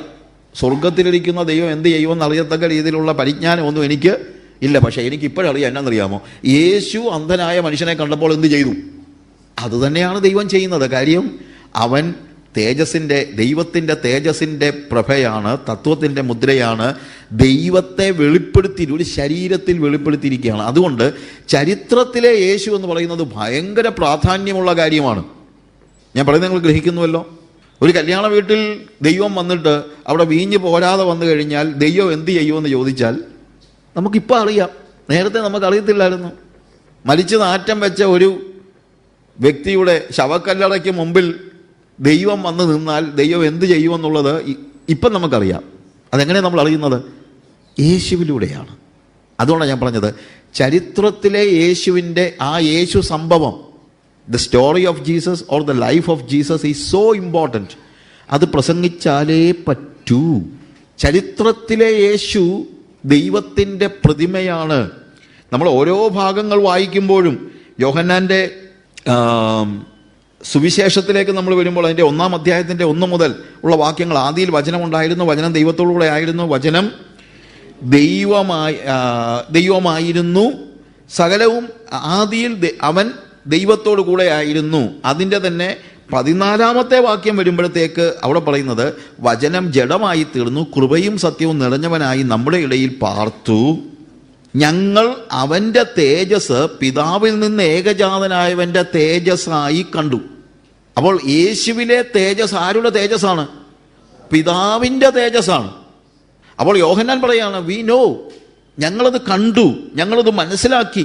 അതുകൊണ്ടാണ് 1 യോഹന്നാൻ്റെ ലേഖനം എഴുതുമ്പോൾ വളരെ കൃത്യതയോടുകൂടെ അതിൻ്റെ 1-ാമത്തെ വാക്യം മുതൽ 1 മുതൽ 3 വരെയുള്ള വാക്യങ്ങളിൽ ആദ്യം മുതലുള്ളതും ഞങ്ങൾ കേട്ടതും സ്വന്തം കണ്ണുകൊണ്ട് കണ്ടതും ഞങ്ങൾ നോക്കിയതും ഞങ്ങളുടെ കൈ തൊട്ടതുമായ ജീവൻ്റെ വചനം സംബന്ധിച്ച് ജീവൻ പ്രത്യക്ഷമായി ഞങ്ങൾ കണ്ട് സാക്ഷീകരിക്കുകയും പിതാവിനോടുകൂടെ ഉണ്ടായിരുന്നു, പിതാവിനോട് കൂടെ ഇരുന്ന് ഞങ്ങൾക്ക് പ്രത്യക്ഷമായ നിത്യജീവനെ നിങ്ങളോട് അറിയിക്കുകയും ചെയ്യുന്നു. ഞങ്ങൾ കണ്ടും കേട്ടുമുള്ളത് നിങ്ങൾക്ക് ഞങ്ങളോട് കൂട്ടായ്മ ഉണ്ടാകേണ്ടതിന് നിങ്ങളോടും അറിയിക്കുന്നു.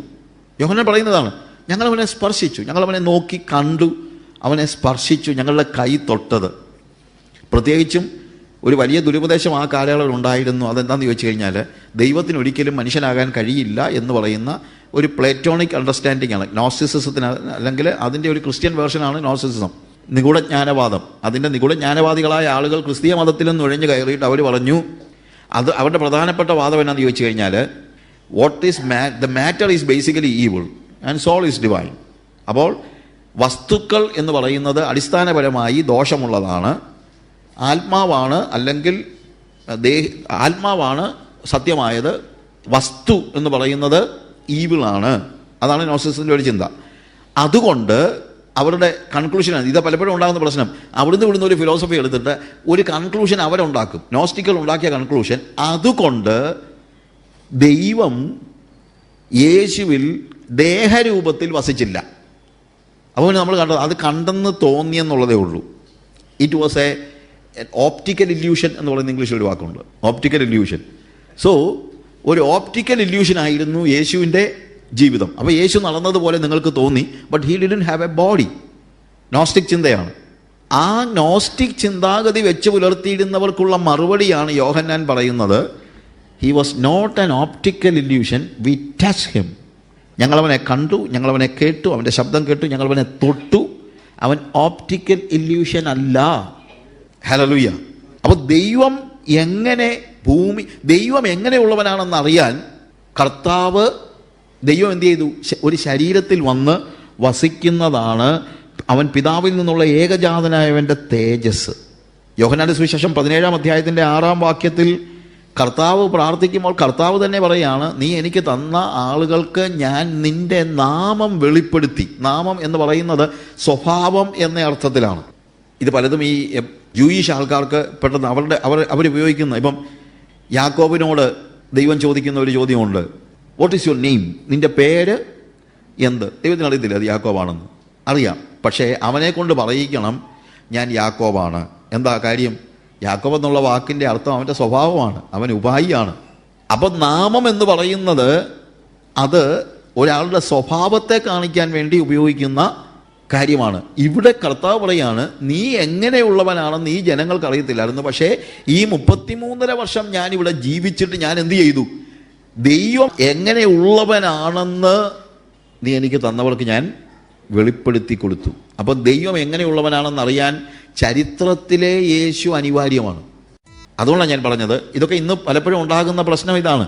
ചരിത്രത്തിലെ യേശുവിനെ, ആ Jesus story, that is the beginning of the gospel. സുവിശേഷം പറയണമെങ്കിൽ ചരിത്രത്തിലെ യേശുവിനെ ഒഴിവാക്കി നമുക്ക് സുവിശേഷം പറയാനായിട്ട് കഴിയില്ല എന്ന് നമ്മൾ മനസ്സിലാക്കണം. നമ്മൾ പലപ്പോഴും ഒരാശയം പ്രചരിപ്പിക്കാനായിട്ട്, അതാണ് മതത്തിലുള്ളതൊക്കെ ആശയങ്ങളാണ്. എന്നാൽ പത്രോസ് പ്രസംഗിക്കാൻ തുടങ്ങുമ്പോൾ, അതാണ് ആദിമസഭയുടെ ചരിത്രം, ആദിമസഭയുടെ പാരമ്പര്യം അതാണ്. എന്ത്?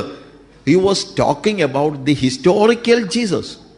അപ്പോസ്തലപ്രവൃത്തി 2-ാം അധ്യായത്തിൽ നമ്മൾ കണ്ടല്ലോ, അവൻ പറയുമ്പോൾ ചരിത്രത്തിൽ ജീവിച്ചിരുന്ന യേശുവിനെ കുറിച്ചാണ് അവൻ പറയുന്നത്. അതിൻ്റെ 22 മുതലുള്ള വാക്യങ്ങൾ വായിക്കുമ്പോൾ ഇസ്രായേൽ പുരുഷന്മാരെ ഈ വചനം കേട്ടുകൊള്ളി, നിങ്ങൾ അറിയും പോലെ ദൈവം അവനെക്കൊണ്ട് നിങ്ങളുടെ നടുവിൽ ചെയ്യിച്ച ശക്തികളും അത്ഭുതങ്ങളും അടയാളങ്ങളും കൊണ്ട് ദൈവം നിങ്ങൾക്ക് കാണിച്ചു തന്ന പുരുഷനായി നസറായനായ യേശുവിനെ ദൈവം തൻ്റെ സ്ഥിരനിർണയത്താലും മുന്നറിവിനാലും ഏൽപ്പിച്ചിട്ട് നിങ്ങൾ അവനെ അധർമ്മികളുടെ കയ്യാൽ തറപ്പിച്ചു കൊന്നു. ഇത് ചരിത്രത്തിൽ നടന്ന കാര്യമാണ്. ആ ചരിത്രം നമ്മൾ പഠിപ്പിച്ചെങ്കിലേ പറ്റൂ. ഏത് പ്രസംഗം പത്രോസ് പറഞ്ഞാലും പൗലോസ് പറഞ്ഞാലും എല്ലാം ഈ ചരിത്രം പറയും, യേശുവിൻ്റെ ചരിത്രം. കാര്യം ഭൂമിയിൽ ഇറങ്ങി വന്ന് മനുഷ്യനായി ജനിച്ച് ജീവിച്ച് മരിച്ച യേശുവിനെ പറഞ്ഞു കൊടുക്കാതെ നമുക്കൊരിക്കലും സുവിശേഷം പറയാൻ കഴിയില്ല. 3-ാമത്തെ അധ്യായത്തിലാണെങ്കിലും പത്രോസ് പ്രസംഗിക്കുമ്പോൾ അതിൻ്റെ 13 മുതലുള്ള വാക്യങ്ങൾ വായിക്കുമ്പോൾ അവിടെ അവർ ജനങ്ങളെല്ലാം കൂടെ പത്രോസിൻ്റെ അടുത്ത് ഓടിക്കൂടും, ഇസ്രായേൽ പുരുഷന്മാരെ ഇതിങ്ങനെ ആശ്ചര്യപ്പെടുന്നത് ഞങ്ങളുടെ സ്വന്തം ശക്തി കൊണ്ടോ ഭക്തി കൊണ്ടോ ഇവനെ നടക്കുമാറാക്കി എന്ന പോലെ ഞങ്ങളെ ഉറ്റുനോക്കുന്നുവെന്ന്. അബ്രഹാമിൻ്റെയും ഇസഹാക്കിൻ്റെയും യാക്കോബിൻ്റെയും ദൈവമായ നമ്മുടെ പിതാക്കന്മാരുടെ ദൈവം തൻ്റെ ദാസനായ യേശുവിനെ മഹത്വപ്പെടുത്തി അവനെ നിങ്ങൾ ഏൽപ്പിച്ചു കൊടുക്കുകയും അവനെ വിട്ടയപ്പാൻ വിധിച്ച പിലാത്തോസിൻ്റെ മുമ്പിൽ തള്ളിപ്പറയുകയും ചെയ്തു. പരിശുദ്ധനും നീതിമാനുമായവനെ നിങ്ങൾ തള്ളിപ്പറഞ്ഞു, കൊലപാതകനായവനെ വിട്ടുതരണമെന്ന് ചോദിച്ചു, ജീവനായകനെ കൊന്നുകളഞ്ഞു, അവനെ ദൈവം മരിച്ചവരിൽ നിന്ന് എഴുന്നേൽപ്പിച്ചു, അതിന് ഞങ്ങൾ സാക്ഷികൾ. ചരിത്രത്തിലെ യേശുവിനെ വിശദീകരിക്കുകയാണ്. അതുകൊണ്ട് ചരിത്രത്തിലെ യേശുവിനെ വിട്ട് ഒരു സുവിശേഷം പറയാൻ നമുക്ക് കഴിയില്ല. അതുപോലെ തന്നെ അപ്പോസ്തല പ്രവൃത്തി 10-ാം അധ്യായത്തിലേക്ക് വരുമ്പോഴും കൊർന്നല്യോസിൻ്റെ ഭവനത്തിലും ഇതുതന്നെയാണ് നമ്മൾ കാണുന്നത്. അവിടെയും പ്രസംഗിച്ച് തുടങ്ങുമ്പോൾ അതിൻ്റെ 34-ാമത്തെ വാക്യം മുതൽ അപ്പോൾ പത്രോസ് വായി തുറന്ന് പറഞ്ഞത്, ദൈവത്തിന് മുഖവിഷമില്ലെന്നും ഏത് ജാതിയിലും അവനെ ഭയപ്പെട്ട് നീതി പ്രവർത്തിക്കുന്നവനെ അവൻ അംഗീകരിക്കുന്നുവെന്നും ഞാനിപ്പോൾ യഥാർത്ഥമായി ഗ്രഹിക്കുന്നു.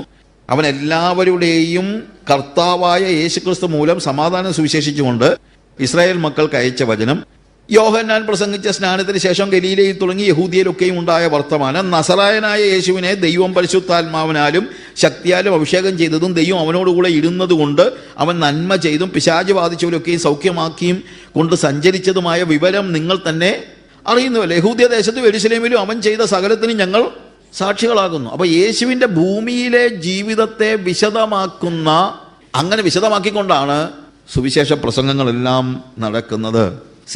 ആ യേശു വെളിപ്പാടിൽ, അല്ലെങ്കിൽ ആ ഇപ്പം പൗലോസ് തന്നെ തിമോത്തിയോസിന് ലേഖനം എഴുതുമ്പോൾ 2-ാം അധ്യായത്തിൽ അതിൻ്റെ 2 തിമോത്തിയോസ് 2-ാം അധ്യായത്തിൽ 8-ാം വാക്യത്തിൽ ദാവീദൻ സന്തതിയായി ജനിച്ച് മരിച്ച് അടക്കപ്പെട്ട യേശുവിനെ ഓർത്തുകൊള്ളുവിൻ, അതാകുന്നു ഞങ്ങളുടെ സുവിശേഷം. അപ്പോൾ ചരിത്രത്തിലെ യേശുവിനെ മാറ്റി നിർത്തിയ ഒരു സുവിശേഷം പറയാൻ കഴിയില്ല. കാര്യം വെളിപ്പാട് ചരിത്രത്തിലെ യേശുവിലൂടെയാണ്. ഈ ചരിത്രത്തിലെ യേശുവിനെ മാറ്റി നിർത്തിയാൽ, എൻ്റെ അടുത്ത് വന്ന് സംസാരിച്ച സുഹൃത്ത് അവൻ പറയുന്നത്, ആത്മാവിലെ യേശുവിനെ എനിക്കറിയാവുന്ന, എനിക്ക് ചരിത്രത്തിലെ യേശുവായിട്ട് ബന്ധമില്ലാന്ന്. ചരിത്രത്തിലെ യേശുവായിട്ട് ബന്ധമില്ലാത്തവൻ ആത്മാവിലെ യേശുവായിട്ടും ബന്ധമില്ല. അത് പറ്റില്ല. That is impossible. ആശയം എന്ന നിലയിൽ യേശുവിനെ കാണാൻ എല്ലാവർക്കും ഇഷ്ടമാണ്, എല്ലാവർക്കും അത് മതി. പക്ഷെ ചരിത്രത്തിലെ യേശുവിനെ കാണുമ്പോഴാണ് ദൈവം എങ്ങനെയുള്ളവനാണെന്ന് നമ്മൾ തിരിച്ചറിയുന്നത്. പണ്ട് ലിബറേഷൻ തിയോളജിയുടെ കാലഘട്ടത്തിലൊക്കെ ഞാൻ അവരുമായിട്ടൊക്കെ ഒത്തിരി സംവാദവും മറ്റും നടത്തിക്കൊണ്ടിരിക്കുന്ന കൂട്ടത്തിൽ അവർ ഭയങ്കര ടെക്നിക്ക് ഉപയോഗിച്ച് ചില വാക്കുകളൊക്കെ പറയും. സകല മതത്തിൻ്റെയും സത്തയായ ക്രിസ്തുവിലാണ് ഞങ്ങൾ വിശ്വസിക്കുന്നത്. കേട്ടാൽ എന്തൊരു സന്തോഷം അല്ലേ? സകല മതത്തിൻ്റെയും സത്തയായ ക്രിസ്തുവിലാണ് ഞങ്ങൾ വിശ്വസിക്കുന്നത്. എനിക്ക് പെട്ടെന്ന് വിളി കിട്ടി അവന്മാരെന്നാ ഉദ്ദേശിച്ചതെന്ന്. നമുക്ക് സാധാരണ പെട്ടെന്ന് പിടി കിട്ടുന്നതല്ല. ഓ, അത് ശരിയല്ലേ, സകല മതത്തിൻ്റെയും സത്തയായ ക്രിസ്തുവിൽ. അതെ, എല്ലാ മതത്തിൻ്റെയും സത്ത ക്രിസ്തുവാണ്. അതല്ല അവരുദ്ദേശിച്ചത്. അവരുദ്ദേശിച്ചത് എന്നാണെന്നറിയാമോ? സകല മതത്തിൻ്റെയും സത്ത എന്താണോ അതാണ് ക്രിസ്തു എന്നാണ്. വ്യത്യാസം മനസ്സിലായോ? ഞാൻ പറഞ്ഞതിൻ്റെ വ്യത്യാസം മനസ്സിലായോ? പണ്ടത്തെ ഒരു വലിയ ഡിസപ്ഷൻ ആയിരുന്നു ലിബറേഷൻ തിയോളജിയുടെ കാലയളവിലെ ഒരു വലിയ ഡിസപ്ഷൻ. ഞാൻ അവരുമായിട്ടുള്ള ഡിസ്കഷനിലും മറ്റും ഉണ്ടായിട്ടുള്ള കാര്യമാണ്. അവർ കൂളായിട്ട് പറയുന്നത്, യു സി വി ബിലീവ്, എന്താണ് ഞങ്ങൾ വിശ്വസിക്കുന്നത് സകല മതത്തിൻ്റെയും സത്തയായ ക്രിസ്തുവിലാണ്. കേൾക്കുന്നവരൊക്കെ അവർ പറയും അവരെന്തോ തെറ്റ് പറഞ്ഞത്. ഈ ദുരുപദേശക്കാരൻ പറയുന്നതൊക്കെ കേട്ടിട്ട് ആളുകൾ ചോദിക്കും അവരെന്തോ തെറ്റ് പറയുന്നത്. കാര്യം അവനെന്തോ ഉദ്ദേശിച്ചെന്നുള്ളത് നമ്മൾ മനസ്സിലാക്കാത്തതുകൊണ്ടാണ്. That is a biggest problem. അവർക്ക് യേശുവിനെ, ഇപ്പം ഞാൻ ഫാദർ അടപ്പൂരും നമ്മളുടെ മാത്യു തലസാറും സെബാസ്റ്റ്യൻ വടക്കമ്പാടിനും ഞാനും എല്ലാം കൂടെ ചേർന്ന് ഒരു മാസം നടത്തിയിരുന്നുണ്ട്. അന്ന് ഈ ലിബറേഷൻ തിയോളജിയുടെ ആൾക്കാരുമായിട്ടുള്ള ഡിസ്കഷനിൽ പിള്ളേർ ഒരിക്കൽ വന്നിട്ട് ഇത് സംസാരിച്ച കൂട്ടത്തിൽ ഒരു ചെറുക്കൻ എഴുന്നേറ്റ് വന്നിട്ട്, അച്ഛൻ എല്ലാവരും ഉണ്ട്, അടപ്പൂരച്ഛൻ ഉൾപ്പെടെ എല്ലാവരും നിൽപ്പുണ്ട്. അങ്ങനെ ചോദിച്ചു, നിങ്ങളെന്താ ഞങ്ങളോട് വഴക്കുണ്ടാക്കുന്നത്? ഞങ്ങൾ മാർക്സിൻ്റെ വെളിച്ചത്തിൽ ബൈബിൾ പഠിക്കുന്നു എന്നുള്ളതേ ഉള്ളൂ. അതിനകത്ത് എന്താ പ്രശ്നം? പെട്ടെന്ന് ഇവർക്കൊന്നും ആൻസർ ചെയ്യാൻ പറ്റിയില്ല. ചോദിക്കുമ്പോൾ മാർക്സിൻ്റെ വെളിച്ചത്തിൽ ഞങ്ങൾ എന്ത് ചെയ്യുന്നു? ദൈവവചനം അല്ലെങ്കിൽ ബൈബിള് പഠിക്കുന്നു. അവർ ദൈവവചനം എന്ന് പറയത്തില്ല. മാർക്സിൻ്റെ വെളിച്ചത്തിൽ ഞങ്ങൾ ബൈബിൾ പഠിക്കുന്നു എന്നുള്ളതേ ഉള്ളൂ. ഞാൻ എന്നിട്ട് പറഞ്ഞു, എനിക്ക് പ്രശ്നമുണ്ടെന്ന് ചോദിച്ചു. What is your problem? അല്ല, ഞാൻ പറഞ്ഞു, ബൈബിളിൻ്റെ വെളിച്ചത്തിൽ മാർക്സിനെ പഠിച്ചാൽ എനിക്ക് പ്രയാസമില്ല, പക്ഷേ മാർക്സിൻ്റെ വെളിച്ചത്തിൽ ബൈബിൾ പഠിക്കുന്നത് എനിക്ക് സഹിക്കാൻ പറ്റത്തില്ല. അത് മെഴുകുതിരി കത്തിച്ച് സൂര്യനെ നോക്കുന്ന പോലെ ഇരിക്കുമെന്ന് പറഞ്ഞു. ഞാൻ പറഞ്ഞത് മനസ്സിലായോ? മെഴുകുതിരി കത്തിച്ചാണോ നിങ്ങൾ സൂര്യനെ കാണുന്നത്? സൂര്യൻ്റെ പ്രകാശത്തിൽ മെഴുകുതിരി കാണുന്നത് പോലെയല്ല മെഴുകുതിരിയുടെ പ്രകാശത്തിൽ നിങ്ങൾ സൂര്യനെ കാണാൻ പരിശ്രമിക്കുന്നത്. അതുപോലെയാണ് ഫിലോസഫിയുടെ, മാർക്സിസത്തിൻ്റെ ഒക്കെ വെളിച്ചത്തിൽ നിങ്ങൾ വേദവസം പഠിക്കാൻ തുടങ്ങിയാൽ. ഫിലോസഫിയുടെ വെളിച്ചത്തിലല്ല ബൈബിൾ പഠിക്കേണ്ടത്. ബൈബിളിൻ്റെ വെളിച്ചത്തിൽ നിങ്ങൾ ഫിലോസഫി പഠിച്ചോ, കുഴപ്പമില്ല. പക്ഷേ ഫിലോസഫിയുടെ വെളിച്ചത്തിൽ ബൈബിൾ പഠിക്കാൻ നോക്കരുത്. നിങ്ങൾ പറയുന്നതിൻ്റെ അർത്ഥം നിങ്ങൾ മനസ്സിലാക്കണം.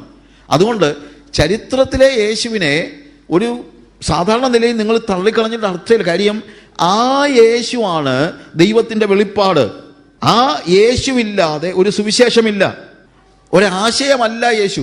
സകല മതത്തിൻ്റെയും സത്ത എന്താണോ ക്രിസ്തു എന്ന് പറഞ്ഞു കഴിഞ്ഞാൽ അത് ക്രിസ്ത്യാനിത്വമല്ല.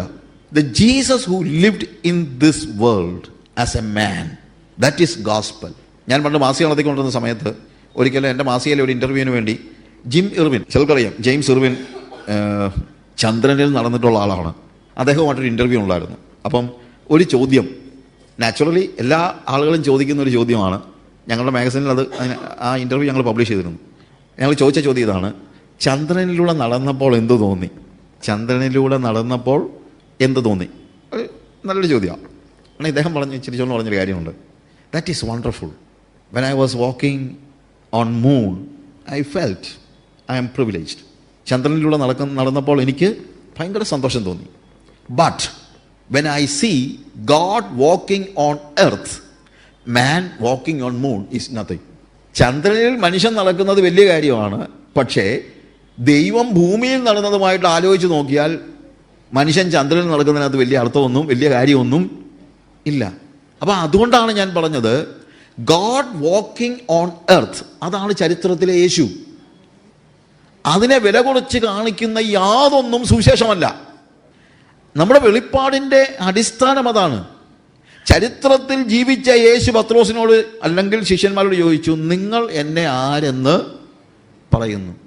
നീ ആര്? ചരിത്രത്തിലെ യേശു, ജീവനുള്ള ദൈവത്തിൻ്റെ പുത്രനായ ക്രിസ്തുവാകുന്നു. ആകാശത്തിലിരിക്കുന്ന മഹത്വവാനായ യേശുവിനെ കുറിച്ച് ആ പറയുന്നതിനകത്ത് വലിയ അത്ഭുതമില്ല അങ്ങനെ പറഞ്ഞാൽ. പക്ഷേ ചരിത്രത്തിൽ വിയർപ്പും രക്തവും ചൂടും തണുപ്പുമൊക്കെ അനുഭവിച്ച് വിശപ്പുമൊക്കെ അനുഭവിച്ച് ജീവിച്ച, പടകിൽ തലയിണ വെച്ച് കിടന്നുറങ്ങിയ, രാത്രികാലങ്ങളിൽ മലകളിൽ പോയി പ്രാർത്ഥിച്ച, വിശന്നിട്ട് ഒരു അത്തിപ്പഴമെങ്കിലും തിന്നാൻ കൊതിച്ച ആ ചരിത്രത്തിലെ യേശു ജീവനുള്ള ദൈവത്തിൻ്റെ പുത്രനായ ക്രിസ്തു എന്നതാണ് യഥാർത്ഥത്തിലുള്ള വെളിപ്പാട്. അതിനപ്പുറത്തൊരു വെളിപ്പാടില്ല. That is true gospel. ഇതാണ് സഭയുടെ സുവിശേഷം. അത്ഭുതങ്ങൾ പ്രവർത്തിക്കുന്ന ഒരു യേശുവിനെ മാത്രം പ്രസംഗിച്ചത് കൊണ്ട് യഥാർത്ഥത്തിൽ നിങ്ങൾ ഈ പറഞ്ഞതുപോലെയൊക്കെയുള്ള ഒരു പ്രശ്നമാണ് അതിനകത്തുള്ളത്. ഞാൻ പറഞ്ഞല്ലോ പ്രിയമുള്ളവരെ, യേശുവിൻ്റെ ജീവചരിത്രം, ചരിത്രത്തിലെ യേശുവിനെ മനസ്സിലാക്കാതെ നിങ്ങൾക്ക് ഒരിക്കലും ഒരു ക്രിസ്ത്യാനിയാകാൻ കഴിയില്ല. ഞാൻ കുറച്ച് നാൾ മാർക്സിയൻ അനാലിസിസ് ഒക്കെ പഠിച്ചു നടന്ന ആളാണ്. വലിയ ഇതൊന്നും ഞാൻ പറയുന്നില്ല, അവകാശവാദമൊന്നും മുഴക്കൊന്നുമല്ല, ആരും അതൊന്നും പറഞ്ഞുകൊണ്ട് വരണ്ട. പക്ഷേ ഞാൻ പറഞ്ഞത്, കാൾ മാർക്സിൻ്റെ ജീവിതചരിത്രം അറിയാതെയും എനിക്കൊരു മാർക്സിസ്റ്റ് ആകാം. മാർക്സിയൻ അനാലിസിസ് അല്ലെങ്കിൽ മാർക്സിയൻ, കാൾ മാർക്സിൻ്റെ പുസ്തകങ്ങൾ വായിച്ച് നിങ്ങൾക്ക് വേണമെങ്കിൽ ഒരു മാർക്സിസ്റ്റ് ആകാം. അതിന് കാൾ മാർക്സിൻ്റെ ചരിത്രമൊന്നും നിങ്ങൾ അറിയണമെന്നൊന്നും കാര്യമില്ല. കാൾ മാർക്സുമായിട്ട് പ്രത്യേകിച്ച് വ്യക്തിബന്ധമൊന്നും ആവശ്യമില്ല. ഞാൻ പറഞ്ഞതിൻ്റെ വ്യത്യാസം മനസ്സിലായോ? അപ്പോൾ കാൾ മാർക്സിൻ്റെ ജീവചരിത്രം അറിയാതെയും കാൾ മാർക്സുമായി ഒരു ബന്ധവുമില്ലാതെയും നിങ്ങൾക്ക് മാർക്സിസ്റ്റ് ആകാൻ പറ്റും. പക്ഷേ ചരിത്രത്തിൽ ഇറങ്ങി വന്ന യേശു ദൈവത്തിൻ്റെ പുത്രനായ ക്രിസ്തുവാണെന്നുള്ള വെളിപ്പാടില്ലാതെ, ആ ക്രിസ്തുവിൻ്റെ പ്രഭ കണ്ടറിയാതെ, അവനെ അനുഭവിക്കാതെ നിങ്ങൾക്ക് യേശുവിൻ്റെ ഉപദേശങ്ങൾ പഠിച്ചു മാത്രം ക്രിസ്ത്യാനിയാകാൻ കഴിയില്ല. യേശുവിൻ്റെ ഉപദേശങ്ങൾ പഠിക്കാൻ ലോകത്തിലെ പല മഹാന്മാരും തയ്യാറായിരുന്നു, ഇല്ലേ? Including Mahatma Gandhi. He was ready to learn all what Jesus taught. യേശുവിൻ്റെ ധാർമ്മിക ഉപദേശങ്ങൾ സ്വീകരിക്കാൻ ഇവരെല്ലാവരും തയ്യാറായിരുന്നു. പക്ഷേ ഇവരാരും പറഞ്ഞില്ല മനുഷ്യവർഗത്തിൻ്റെ പാപത്തിൻ്റെ പരിഹാരമായി യേശു മരിച്ചു, ഞാനത് വിശ്വസിക്കുന്നു എന്ന് പറഞ്ഞില്ല. അല്ലാതെ യേശുവിൽ വിശ്വസിക്കുന്നു പറഞ്ഞാൽ എന്താ അർത്ഥം? അതുകൊണ്ടാണ് ഞാൻ പറഞ്ഞത്, ഉപദേശങ്ങൾ പഠിച്ച് മാത്രം ഒരാൾക്ക് ക്രിസ്ത്യാനിയാകാൻ കഴിയില്ല. ക്രിസ്ത്യാനിയാകണമെങ്കിൽ എന്തു വേണം? A personal relation with the historical Jesus. ചരിത്രത്തിൽ ജീവിച്ച യേശുവുമായിട്ടുള്ള പേഴ്സണൽ റിലേഷൻഷിപ്പ് അനിവാര്യമാണ്. ഞാൻ ഒരിക്കൽ ഓസ്ട്രേലിയയിൽ ഒരു ഫ്ലൈറ്റിൽ യാത്ര ചെയ്യുകയാണ്. അപ്പം എൻ്റെ കൂടെ ഒരു ഓസ്ട്രേലിയൻ പെൺകുട്ടി ഉണ്ട്, എൻ്റെ സൈഡ് സീറ്റിൽ തന്നെയുണ്ട്. അപ്പോൾ അവൾക്ക് വലിയൊരു അത്ഭുതം. അവൾ പറഞ്ഞ Indians mostly they are Hindus. അപ്പം ഞാൻ പറഞ്ഞു, no, I am a Christian. നീ എന്തിനാ ഇത്രയും വലിയ പൈതൃകമുള്ള ഹിന്ദുയിസം നിനക്ക് അവൈലബിൾ ആയിട്ട് നീ എന്തിനാ ക്രിസ്ത്യാനിയായെന്ന്? അവൾക്ക് ഭയങ്കര അത്ഭുതം. ഞാൻ ചോദിച്ചു, എന്ത് പൈതൃകത്തെക്കുറിച്ചാണ് നീ പറയുന്നത്? അപ്പം ഞാൻ I have read many books. ഞാൻ പറഞ്ഞു, ഞാനുടെ ഐ റെഡ് സം കൃഷ്ണ. ഞാൻ ചോദിച്ചു, Jiddu Krishnamurti, oh you have read his books? ഞാൻ പറഞ്ഞു, യെസ്. അപ്പോൾ അവൾക്ക് ഭയങ്കര അത്ഭുതം. കാര്യം അവൾ പല അച്ഛന്മാരോടും ചോദിച്ചിട്ടുണ്ട്, അവൾക്ക് ആർക്കും ഇതൊന്നും കേട്ടിട്ടില്ല. ഞാൻ പറഞ്ഞു, I have read his books. അപ്പോൾ അതൊക്കെ വായിച്ചിട്ട് നീ പിന്നെ ക്രിസ്ത്യാനിയായിട്ട് തന്നെ കണ്ടിന്യൂ ചെയ്യണം? ഞാൻ പറഞ്ഞു, യെസ്. വൈ? ഞാൻ പറഞ്ഞു, നിനക്ക് ഹിന്ദുയിസം എന്താണെന്ന് അറിയാമോ? ഹിന്ദുയിസം ഒരു പേഴ്സണൽ ഗോഡുമായിട്ടുള്ള ഒരു റിലേഷൻ ഒന്നും പറയുന്നൊന്നുമില്ല. You see, you cannot have fellowship with a personal God who lived in this world. ഞങ്ങൾക്ക് ഒത്തിരി പുരാണ കഥാപാത്രങ്ങളൊക്കെ ഉണ്ട്, but they are that is old stories. അവരാരും വന്ന് എൻ്റെ കൂടെ ജീവിക്കുകയോ എന്നോട് സംസാരിക്കുകയോ ഒന്നും ചെയ്യുന്നില്ല. അത് നീ എത്ര ഹിന്ദുയിസം പഠിച്ചാലും ഇവരാരും വന്ന് നിന്നോട് സംസാരിക്കുകയോ നീയുമായിട്ട് ഇടപെടുകയോ ചെയ്യത്തില്ല. പക്ഷേ Jesus is a personal God to me. He is my personal friend. I talk to him, he speaks to me. I have a personal relation with Jesus, the historical Jesus. 2 മണിക്കൂർ ഞാൻ ആ കൊച്ചിനോട് സംസാരിച്ചു. ഇന്ന് വെസ്റ്റേൺ വേൾഡിൽ പോലും ഹിന്ദുയിസത്തിലേക്ക് ആളുകൾ പോകുകയാണ്. എന്നാണെന്നറിയാമോ? There is no need to have a relationship with a personal God. കുറച്ച് ഫിലോസഫിയിൽ തല ഇങ്ങനെ ചായച്ചാൽ മാത്രം മതിയല്ലോ. വില കൊടുക്കണ്ട. ഫിലോസഫി വിശ്വസിക്കുന്നതിൽ നിങ്ങൾക്കൊരു കോസ്റ്റും കൊടുക്കേണ്ടി വരുന്നില്ല. That is only on your head. പക്ഷേ if the Jesus who lived in this world, the historical Jesus, if he is living with you, that is costly. കാര്യം അവൻ ജീവിച്ചതുപോലെയൊക്കെ ഞാൻ ജീവിക്കേണ്ടി വരും. അവൻ എന്നെ നിയന്ത്രിക്കാൻ തുടങ്ങും. ഒരു ഫിലോസഫി എൻ്റെ ജീവിതത്തെ ഒന്നും നിയന്ത്രിക്കാൻ പോകുന്നില്ല. ചിലപ്പം ഞാൻ വലിയ കുഴപ്പങ്ങളൊന്നും ഇല്ലാതൊക്കെ ജീവിക്കണം എന്നൊക്കെ ഞാൻ ചിന്തിച്ചേക്കാം. പക്ഷേ ഒരു വ്യക്തിയായിട്ട് എന്നെ നയിക്കുകയും നടത്തുകയും വഴി നടത്തുകയും ഒക്കെ ചെയ്യുന്ന ആ യേശുവിൻ്റെ സാന്നിധ്യം ഞാൻ അനുഭവിക്കണമെങ്കിൽ എൻ്റെ ജീവിതത്തിൻ്റെ ഓരോ സാഹചര്യങ്ങളിലും ദൈവം എങ്ങനെ ഇടപെടുമോ അങ്ങനെ എനിക്ക് ഇടപെടാൻ കഴിയണമെങ്കിൽ യേശു എങ്ങനെ ഇടപെട്ടെന്ന് ഞാൻ മനസ്സിലാക്കണം. സഹോദരങ്ങളെ, ഞാൻ പറയുന്നത് നിങ്ങൾ ഗ്രഹിക്കണം. സോ സുവിശേഷം പ്രസംഗിക്കുമ്പോൾ historical Jesus is so important. The Jesus who lived in the face of the planet earth. അതുകൊണ്ടാണ് ഈ വിവരണം നമുക്ക് ഗോസ്പൽസിൽ ദൈവം നൽകിയിരിക്കുന്നത്. ദൈവം ഭൂമിയിൽ ജീവിച്ചാൽ എങ്ങനെ ഇരിക്കുമെന്ന് നമ്മളെ അറിയിക്കാൻ.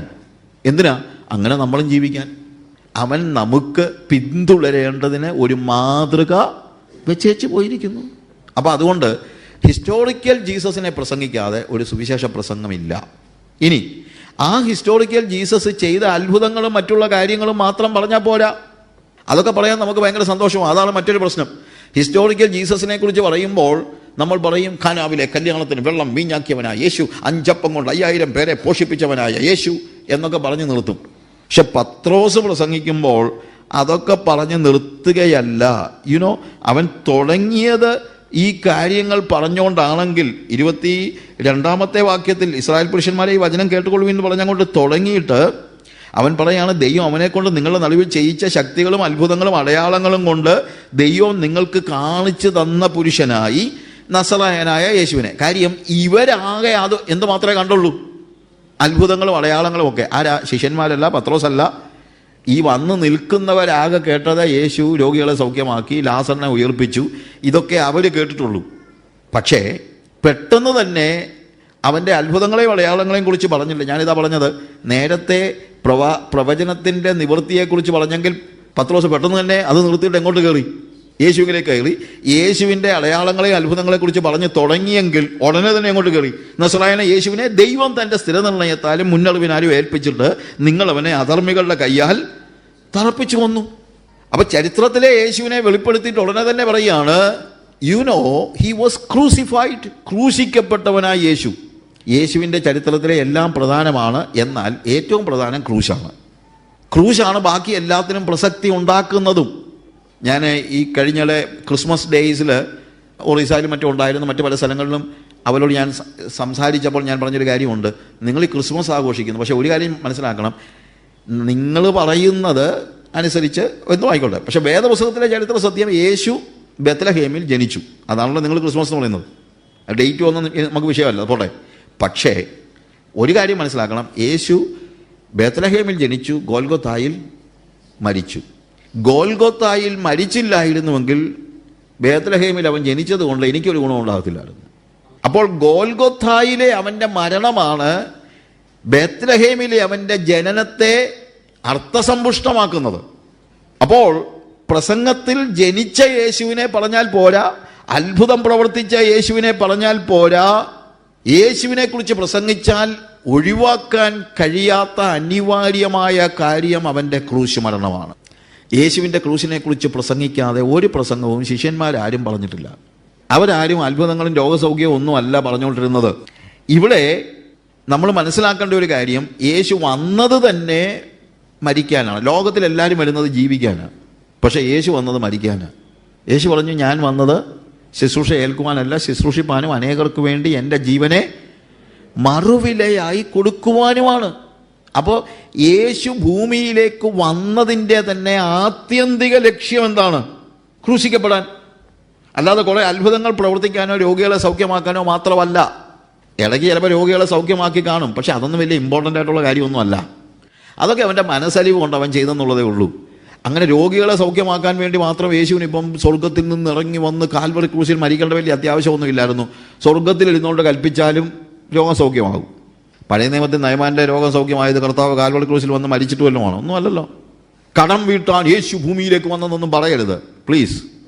യേശു ഭൂമി വരുന്നതിന് മുമ്പ് ആരുടെയും കടം വീട്ടിയില്ലയോ? എലീശായുടെ ശിഷ്യൻ മരിച്ചു, ആ വിധവ വന്ന് കടക്കാർ എൻ്റെ കുഞ്ഞുങ്ങളെ പിടിച്ചോണ്ട് പോകുമെന്ന് പറഞ്ഞപ്പോഴത്തേക്ക് നോ പ്രോബ്ലം, നീ ഒരു കാര്യം ചെയ്യുക, നിങ്ങൾക്കറിയാം അവളുടെ കടം വീട്ടാനുള്ള കാര്യങ്ങളൊക്കെ അത്ഭുതകരമായി തന്നെ എലീശ ചെയ്തു കൊടുക്കുന്നു, ഇല്ലേ? അതിനുവേണ്ടി ഇപ്പോൾ യേശുവിന് കാൽവറി ക്രൂശിൽ വന്ന് മരിക്കേണ്ട വല്ല അത്യാവശ്യം വല്ല ഉണ്ടായിരുന്നോ? ഇല്ല.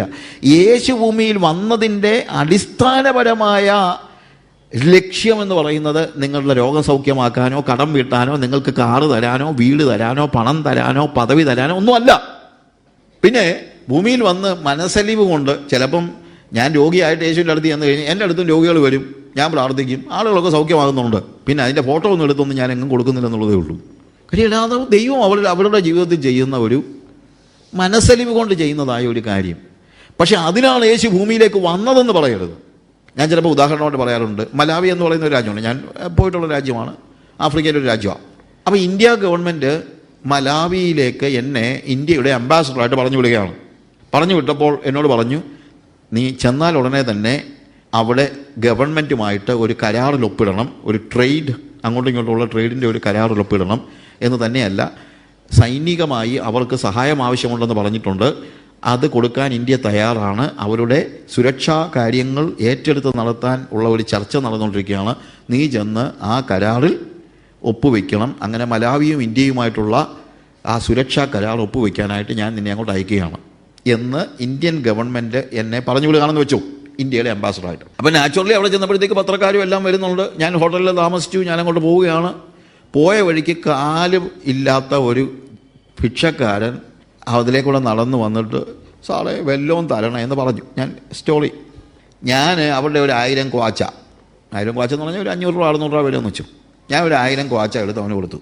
പത്രക്കാർ എഴുതാൻ തുടങ്ങുകയാണെന്ന് വെച്ചു, നോക്ക്, ഇന്ത്യയിൽ നിന്ന് പ്ലെയിൻ കയറി ഇവിടെ ഈ മലാവിയിൽ ഹോട്ടലിൽ താമസിച്ച് ഒരു കാലില്ലാത്ത ഭിക്ഷക്കാരൻ 1000 ക്വാച്ച കൊടുക്കുവാനായി ഇന്ത്യയിൽ നിന്ന് സാജു എന്ന് പറയുന്ന ആൾ വന്നു എന്നൊക്കെ പറഞ്ഞു കഴിഞ്ഞാൽ എന്തൊരു വിഡിത്തമായിരിക്കും പറയുന്നത്. എടാ, ഞാൻ പോയത് കാലില്ലാത്ത ഒരുത്തന് 1000 ക്വാച്ച കൊടുക്കാനൊന്നും അല്ല. പിന്നെ വഴി വെച്ച് ഇവനെ കണ്ടപ്പം ഞാൻ അവന് കാശ് കൊടുത്തു. അതെൻ്റെ ഒരു മനസ്സലിവെന്നുള്ളതല്ലാതെ വേറെ കാര്യമല്ലോ. ഞാൻ പോയതിന് എനിക്ക് വേറെ ലക്ഷ്യമുണ്ട്. ഞാനൊരു പ്രത്യേക മിഷൻ പൂർത്തീകരിക്കാൻ വേണ്ടി പോയതാണ്. അല്ലാതെ കാലില്ലാത്ത ഒരു വ്യക്തിക്ക് 1000 ക്വാച്ച കൊടുക്കാൻ വേണ്ടി ഒന്നും അല്ല ഞാൻ പോയത്. അതെനിക്ക് വേണമെങ്കിൽ ഇവിടുന്ന് മണി ഓർഡർ അയച്ചാണെങ്കിലും അല്ലെങ്കിൽ മണി ട്രാൻസ്ഫർ ചെയ്താൽ എനിക്ക് അതൊക്കെ ചെയ്യാനുള്ളത് ഇവിടെ ഇരുന്നുകൊണ്ട് ചെയ്യാനുള്ള കാര്യമേ ഉള്ളൂ. U understand the difference? അതുകൊണ്ട് യേശു കർത്താവ് ഭൂമിയിലേക്ക് വന്നത് എന്തിനു വേണ്ടിയാണെന്ന് വേദപുസ്തകം പറഞ്ഞിട്ടുണ്ട്. ക്രിസ്തുവേശു പാപികളെ രക്ഷിപ്പാൻ ലോകത്തിൽ വന്നു എന്നുള്ളത് വിശ്വാസ്യവും എല്ലാവരും അംഗീകരിപ്പാൻ യോഗ്യവുമായ വചനമാണ്. എല്ലാവരും അംഗീകരിപ്പാൻ യോഗ്യമായ വചനം. ബാക്കിയുള്ളതൊന്നും എല്ലാവരും അംഗീകരിപ്പാനെന്ന് പറയാൻ പറ്റത്തില്ല. മാറാരോഗികളെ സൗഖ്യമാക്കാൻ യേശു വന്നു എന്ന് പറഞ്ഞു കഴിഞ്ഞാൽ മാറാരോഗം ഇല്ലാത്തവനൊക്കെ എന്തോ ചെയ്യും?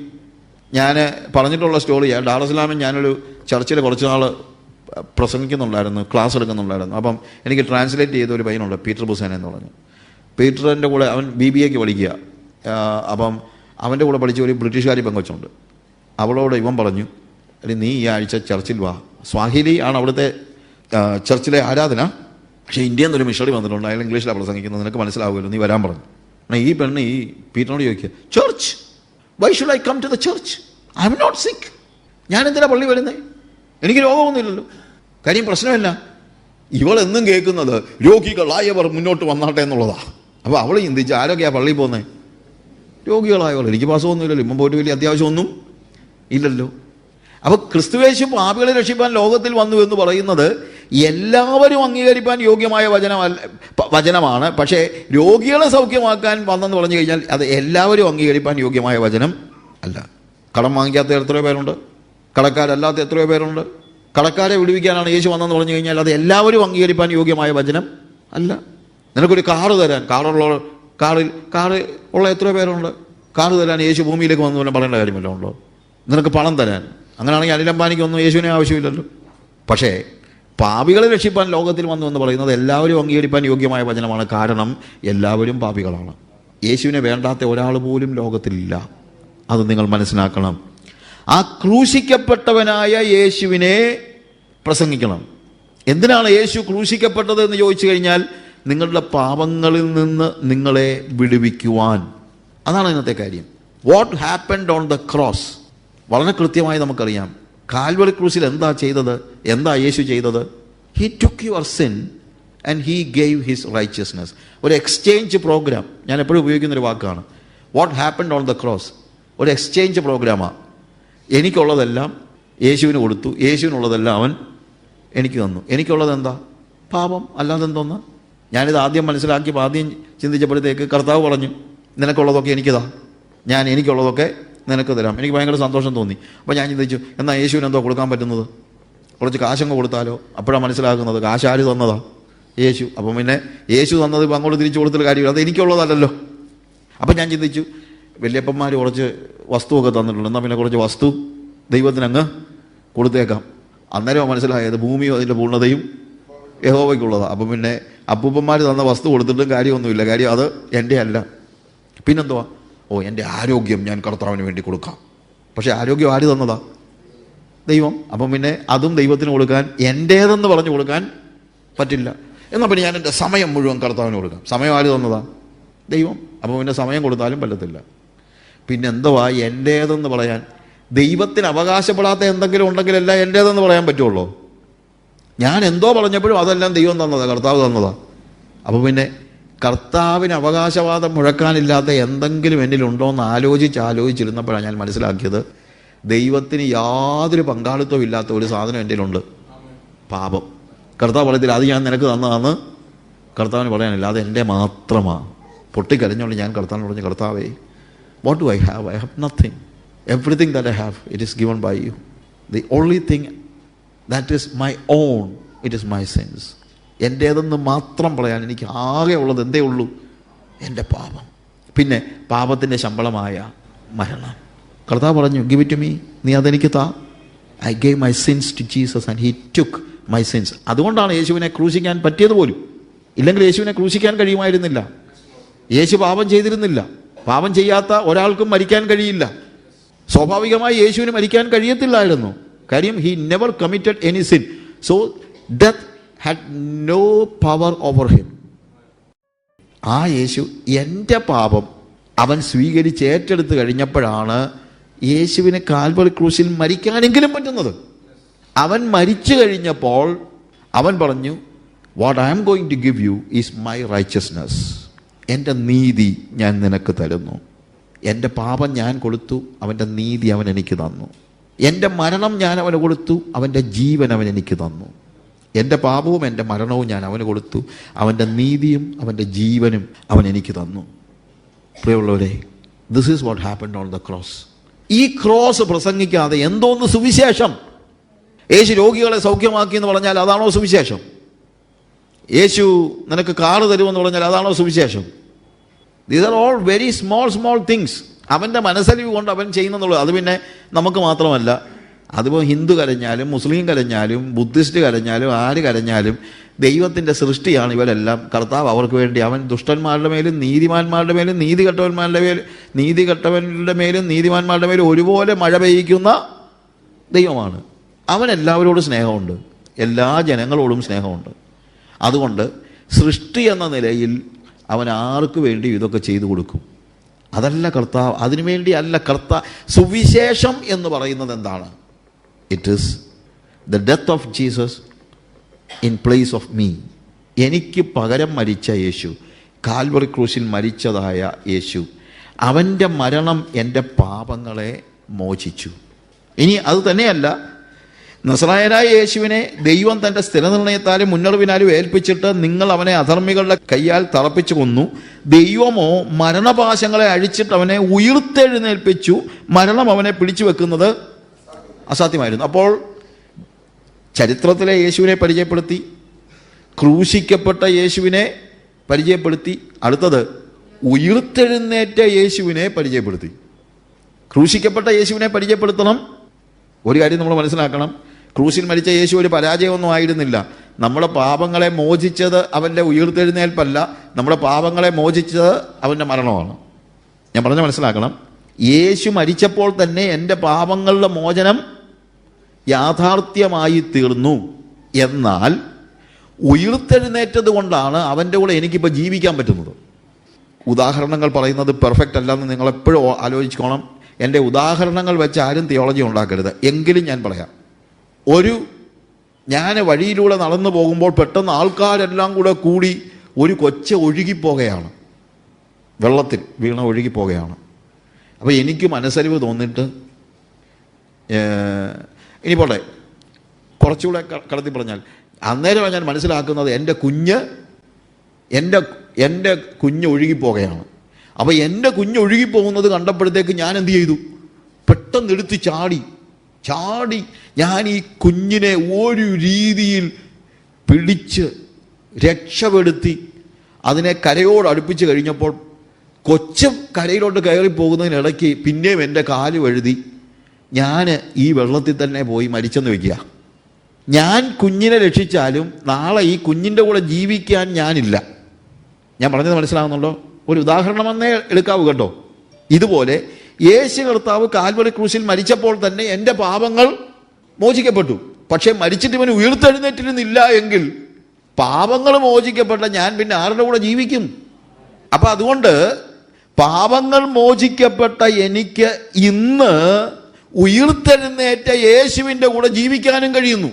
അപ്പം അതുകൊണ്ട് യേശുവിൻ്റെ മരണം പ്രാധാന്യമർഹിക്കുന്നതാണ്, അവൻ്റെ ഉയിർപ്പും പ്രാധാന്യമർഹിക്കുന്നതാണ് എന്ന് നമ്മൾ മനസ്സിലാക്കണം. ക്രൂശിൽ മരിച്ച യേശു ഒരു പരാജയമൊന്നും അല്ലായിരുന്നു കേട്ടോ. കാര്യം കൊലോസ്യർ 2 അധ്യായത്തിൽ ഞാൻ പലപ്പോഴും അത് വിശദീകരിച്ചിട്ടുണ്ട്. ക്രൂശിൽ അവരുടെ മേൽ ജയോത്സവം കൊണ്ടാടി. നമ്മുടെ വലിയ സിദ്ധന്മാരൊക്കെ ഉണ്ട്, ക്രൂശിൽ മരിച്ച യേശു ഒരു പരാജയമായിരുന്നു എന്നൊക്കെ പറയുന്ന പാട്ടുകൾ. വേദപുസ്തകം വായിക്കത്തില്ല, അറിയത്തുമില്ല, പഠിക്കത്തുമില്ല, എന്ത് ചെയ്യാനാ? വേദപുസ്തകത്തിൽ എഴുതി വെച്ചിരിക്കുകയാണ് ക്രൂശിൽ അവരുടെ മേൽ ജയോത്സവം കൊണ്ടാടുന്നത്.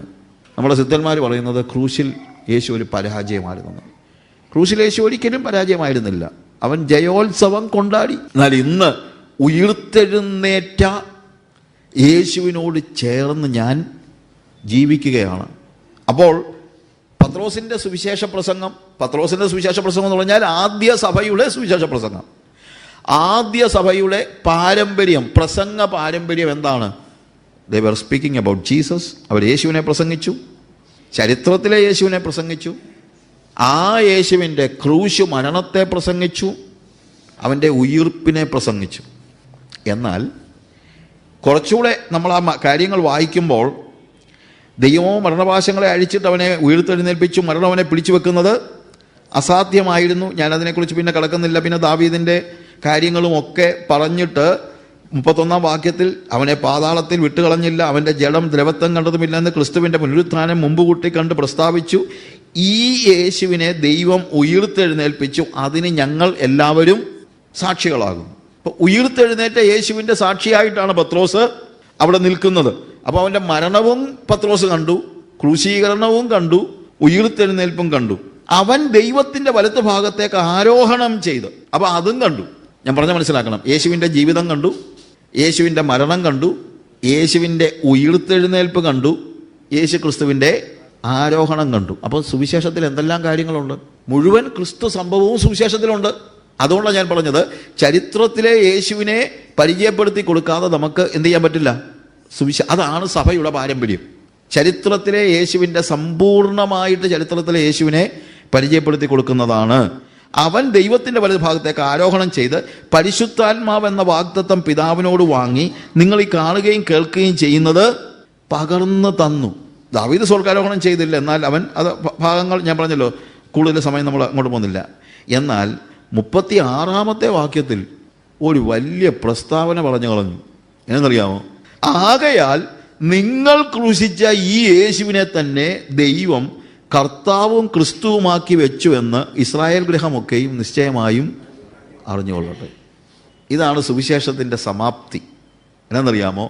യേശു ക്രിസ്തുവിൻ്റെ ചരിത്രം, ചരിത്രത്തിലെ യേശുവിൻ്റെ ജീവിതം, യേശുവിൻ്റെ അത്ഭുതങ്ങൾ, യേശുവിൻ്റെ പ്രവർത്തികൾ, യേശുവിൻ്റെ ക്രൂശീകരണം, യേശുവിൻ്റെ ഉയിർത്തെഴുന്നേൽപ്പ്, യേശുവിൻ്റെ സ്വർഗാരോഹണം, ഇതെല്ലാം സുവിശേഷ പ്രസംഗത്തിൻ്റെ ഭാഗമാണ്. എന്നാൽ അതിനോട് ചേർന്ന് പറയുന്ന ഒരു കാര്യം ഭയങ്കര ഒരു പ്രസ്താവനയായിപ്പോയി. എന്നിട്ട് പറയുക, ആകയാൽ നിങ്ങൾ ക്രൂശിച്ച ഈ യേശുവിനെ. കണ്ടോ സുവിശേഷത്തിൻ്റെ പോക്ക്? കണ്ടോ? പത്രോസ് നേരെ മുഖത്ത് നോക്കി പറയാണ്, who crucified Jesus? It is U.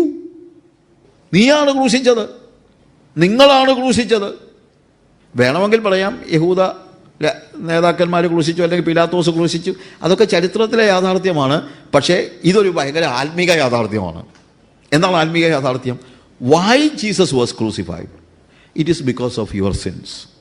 അതുകൊണ്ടാണ് ഞാൻ പറഞ്ഞത്, ചരിത്രത്തിൽ നിന്ന് ചരിത്രത്തിൻ്റെ പിന്നിലെ ആത്മീക സത്യത്തിലേക്ക് കടക്കുകയാണ്. ചരിത്രം മാത്രം പറഞ്ഞുകൊണ്ടിരുന്നാലും പോരാ. യേശുക്രിസ്തുവിൻ്റെ ചരിത്രം മാത്രം ചരിത്രം ഇല്ലാതെ പറ്റില്ല. പക്ഷേ ചരിത്രത്തിലെ യേശുവിൻ്റെ വെളിപ്പാട്, ബാക്കിയുള്ളതൊക്കെ എല്ലാവരും കണ്ട കാര്യങ്ങളാണ്. ഇത് ശരിക്കും പറഞ്ഞു കഴിഞ്ഞാൽ റെവലേഷനാണ്. എന്ത്? യേശു ക്രൂശിക്കപ്പെട്ടു എന്നുള്ളത് ചരിത്ര യാഥാർത്ഥ്യമാണെങ്കിൽ, ക്രൂശിച്ചത് നിങ്ങളാണെന്നുള്ളത് ആത്മീക യാഥാർത്ഥ്യമാണ്. നിങ്ങളെന്ന് പറഞ്ഞാൽ ആരാ? എല്ലാവരും. നമുക്ക് വേണേൽ പറയാം യഹൂദന്മാരായതുകൊണ്ട് മാത്രമല്ല, നമ്മളെല്ലാമാണ് യേശുവിനെ ക്രൂശിച്ചത്. Why Jesus was crucified? ഞാൻ പറഞ്ഞല്ലോ, എക്സ്ചേഞ്ച് പ്രോഗ്രാമിൽ എൻ്റെ പാപം അവൻ ഏറ്റെടുത്തില്ലായിരുന്നെങ്കിൽ ആർക്കും അവനെ ക്രൂശിക്കാൻ കഴിയില്ലായിരുന്നു. പിലാത്തോസിന് അവനെ ക്രൂശിക്കാൻ കഴിയില്ലായിരുന്നു. യഹൂദ നേതാക്കന്മാർക്ക് അവനെ ക്രൂശിക്കാൻ കഴിയില്ലായിരുന്നു. ഒരു പടയാളിക്കും അവനെ ക്രൂശിക്കാൻ കഴിയില്ലായിരുന്നു. Unless and otherwise he was taking your sin. അതുകൊണ്ടാണ് പറയുന്നത്, it is you who crucified Jesus. അതാണ് യഥാർത്ഥ സുവിശേഷം. എൻ്റെ ഒരു സുഹൃത്ത്, ഒരു പാസ്റ്റർ അരുണാചൽ പ്രദേശിലുണ്ട്. പുള്ളി ഒത്തിരി വർഷങ്ങളായിട്ടുള്ള ആളാണ്. ഒരു ദിവസം വഴി കൂടെ പുള്ളി ഇങ്ങനെ നടന്നപ്പം ഓപ്പോസിറ്റ് ഒരുത്തൻ അടിച്ച് ഫിറ്റായി വന്നത് ഒരു പിച്ചാത്തി കൊണ്ട് കയ്യിൽ. പാസ്റ്ററോട് ചോദ്യം, പാസ്റ്ററെ ഇപ്പം പറയണം, ആരാ യേശുവിനെ ക്രൂശിച്ചത്? കത്തോലിക്കനാണോ ബാപ്റ്റിസ്റ്റുകാരനാണോ? അടിച്ച് ഫിറ്റായി നിൽക്കുക. ആരാ യേശുവിനെ ക്രൂശിച്ചത്? കത്തോലിക്കനാണോ ബാപ്റ്റിസ്റ്റുകാരനാണോ? ഇപ്പം പറയണം. പാസ്റ്റർ പറഞ്ഞു, ആ കത്തോലിക്കനുമല്ല ക്രൂശിച്ചത്, ബാപ്റ്റിസ്റ്റുകാരനുമല്ല, നീ ആടാ യേശുവിനെ ക്രൂശിച്ചത്, മുട്ടുകൂത്തറ അവിടെ നിന്ന് പറഞ്ഞു. ഇവൻ വിറച്ചു പോയി കേട്ടോ. പിച്ചാത്തി താഴെ പോയി, ഇവൻ മുട്ടും കൂത്തി. അത് ദൈവപ്രവൃത്തിയാ. എങ്കിലും ഒരു വലിയ യാഥാർത്ഥ്യമാണ്. ആരാണ് ക്രൂശിച്ചത്? പീലാത്തോസ് അല്ല, യഹൂദന്മാരുടെ മത നേതാക്കന്മാരല്ല. ആരാണ് ക്രൂശിച്ചത്? It is you who crucified. ആകയാൽ നിങ്ങൾ ക്രൂശിച്ച ഈ യേശുവിനെ. അതാണ് യഥാർത്ഥ സുവിശേഷം. It is your sins that crucified man. സഭയുടെ ആദ്യത്തെ പ്രസംഗം അതാണ്. എന്ത്? It is you who crucified Jesus. ഇച്ചിരി ക്രൂരതയല്ലേ എന്നൊക്കെ ചോദിച്ചേക്കാം, പക്ഷേ സുവിശേഷം അതാണ്. It is your sins that crucified Jesus. സഭയുടെ ഒന്നാമത്തെ പ്രസംഗം എന്ന് പറയുന്നത് കൂടി വന്നവരോട് പറയുകയാണ്, പരിശുദ്ധനായ യേശു, ക്രൂശിക്കപ്പെടുവാൻ ഒരു ആവശ്യവും ഇല്ലാതിരുന്ന യേശു, ദൈവത്തിൻ്റെ പുത്രനായിരുന്ന യേശു, അവൻ ക്രൂശിക്കപ്പെട്ടതിൻ്റെ കാരണം എന്താണ്? Your since. ഇത് പറയാതെ, ഇതാണ് സഭയുടെ പാരമ്പര്യം. ഇത് പറയാത്ത പ്രസംഗം സഭയുടെ പ്രസംഗമല്ല. അതാണ് ഈ ദിവസങ്ങളിൽ നമ്മൾ പഠിക്കുന്നത്. ഇന്നത്തെ ഏറ്റവും വലിയ പ്രശ്നം, മനുഷ്യൻ്റെ പാപത്തെക്കുറിച്ച് ഒരു അക്ഷരം പോലും നമ്മൾ ആരും മിണ്ടത്തില്ല. കോട്ടയത്തെ ഒരു ദിവ്യൻ പറഞ്ഞൊരു കാര്യമുണ്ട്, ഞാൻ ആരെയും പാപി എന്ന് വിളിക്കയില്ല. എല്ലാവർക്കും പുള്ളിയോട് ഭയങ്കര സ്നേഹമാണ്. കാര്യം ആരോടും എന്ത് വിളിക്കത്തില്ല? പാപി എന്ന് വിളിക്കയില്ല. ദൈവം എന്നോട് പറഞ്ഞു, കുറ്റം വിധിക്കുന്നത് മോശയാണ്, നീ ആരെയും കുറ്റം വിധിക്കണ്ട. എന്നോട് യേശു പറഞ്ഞു, മോശയെ പ്രസംഗിക്കണ്ടെന്ന്. യേശു ഭൂമിയിൽ ജീവിച്ചിരുന്നപ്പോൾ ചരിത്രത്തിലെ യേശു പറഞ്ഞു, പരീശന്മാരും സദൂക്യരും പരീശന്മാരും ശാസ്ത്രിമാരും മോശയുടെ പീഠത്തിലിരിക്കുന്നു, അവർ പറയുന്നത് നിങ്ങൾ കേൾക്കണം, അവർ ചെയ്യുന്നത് പോലെ ആകരുത്. അപ്പം മോശയുടെ പീഠത്തിൽ നിന്ന് പഠിപ്പിക്കുന്ന പരീശന്മാരുടെയും ശാസ്ത്രിമാരുടെയും ടീച്ചിങ്സ് നിങ്ങൾ കേൾക്കണമെന്ന് ചരിത്രത്തിലെ യേശു പറഞ്ഞു. ഇങ്ങേരോട് പറഞ്ഞു, നീ മോശയെ പ്രസംഗിക്കണ്ടെന്ന്. വേറെ വല്ല യേശു ആയിരിക്കും. ചരിത്രത്തിലെ യേശു ഒരിക്കലും അങ്ങനെ വന്ന് പറയത്തില്ല. കാര്യം അവൻ ഒരിക്കലും ഉവ്വ് എന്ന് പറഞ്ഞാൽ ഉവ്വ്, പിന്നെ അവൻ അത് കഴിഞ്ഞിട്ട് അത് മാറ്റി പറയുന്ന ആളല്ല. മനുഷ്യൻ്റെ പാപമാണ് യേശുവിൻ്റെ ക്രൂശിൻ്റെ മൂല കാരണമെന്ന് പറയാത്ത പ്രസംഗം സുവിശേഷ പ്രസംഗമല്ല. You understand the difference? പാപി എന്ന് വിളിക്കുന്ന ഇപ്പോൾ ആൾക്കാർക്ക് ഇഷ്ടമല്ല, പക്ഷെ സത്യം അതല്ലേ. ഞാൻ ജേർണലിസ്റ്റിന് പഠിച്ചുകൊണ്ടിരുന്ന സമയത്ത് എം കൃഷ്ണൻ നായരുടെ ഒരു ആർട്ടിക്കിൾ വന്നായിരുന്നു. അപ്പോൾ എം കൃഷ്ണൻ നായർ അതിനകത്ത് എഴുതിയത്, ഞാൻ പേട്ട ചന്തയിലൂടെ നടന്നു പോകുമ്പോൾ ഒരു ഉപദേശി നിന്ന് പ്രസംഗിക്കുകയാണ്. ഇയാൾ എന്താ പ്രസംഗിക്കുന്നത് അറിയാമെന്ന് വെച്ച് ഞാൻ അങ്ങോട്ട് ചെന്നപ്പോൾ അയാൾ എൻ്റെ നേരെ കൈനൂട്ടി പറയുകയാണ്, എടാ പാപി. അത് കേട്ടത് ഞാൻ എൻ്റെ ജീവനും കൊണ്ട് പോയെന്ന്. ഈ പറയുന്ന ചില മയത്തിന് പറയണമെന്നൊക്കെ വേണമെങ്കിൽ നമ്മളങ്ങ് പറയാം. പക്ഷേ ഞാനിത് വായിച്ചപ്പോൾ ചിന്തിച്ചു, പിന്നെ ഇങ്ങനെ എന്താ വിളിക്കേണ്ടത്? പരിശുദ്ധനായ എം കൃഷ്ണൻ നായർ സാറേ എന്ന് വല്ലതും വിളിക്കേണ്ട കാര്യമുണ്ടോ? ഈ ഉപദേശി പറഞ്ഞത് ചില റഫായിട്ടാണ് പറഞ്ഞതെങ്കിലും അതല്ലേ സത്യം? ദാറ്റ് ഈസ് ദ ട്രൂത്ത്, ഇല്ലേ?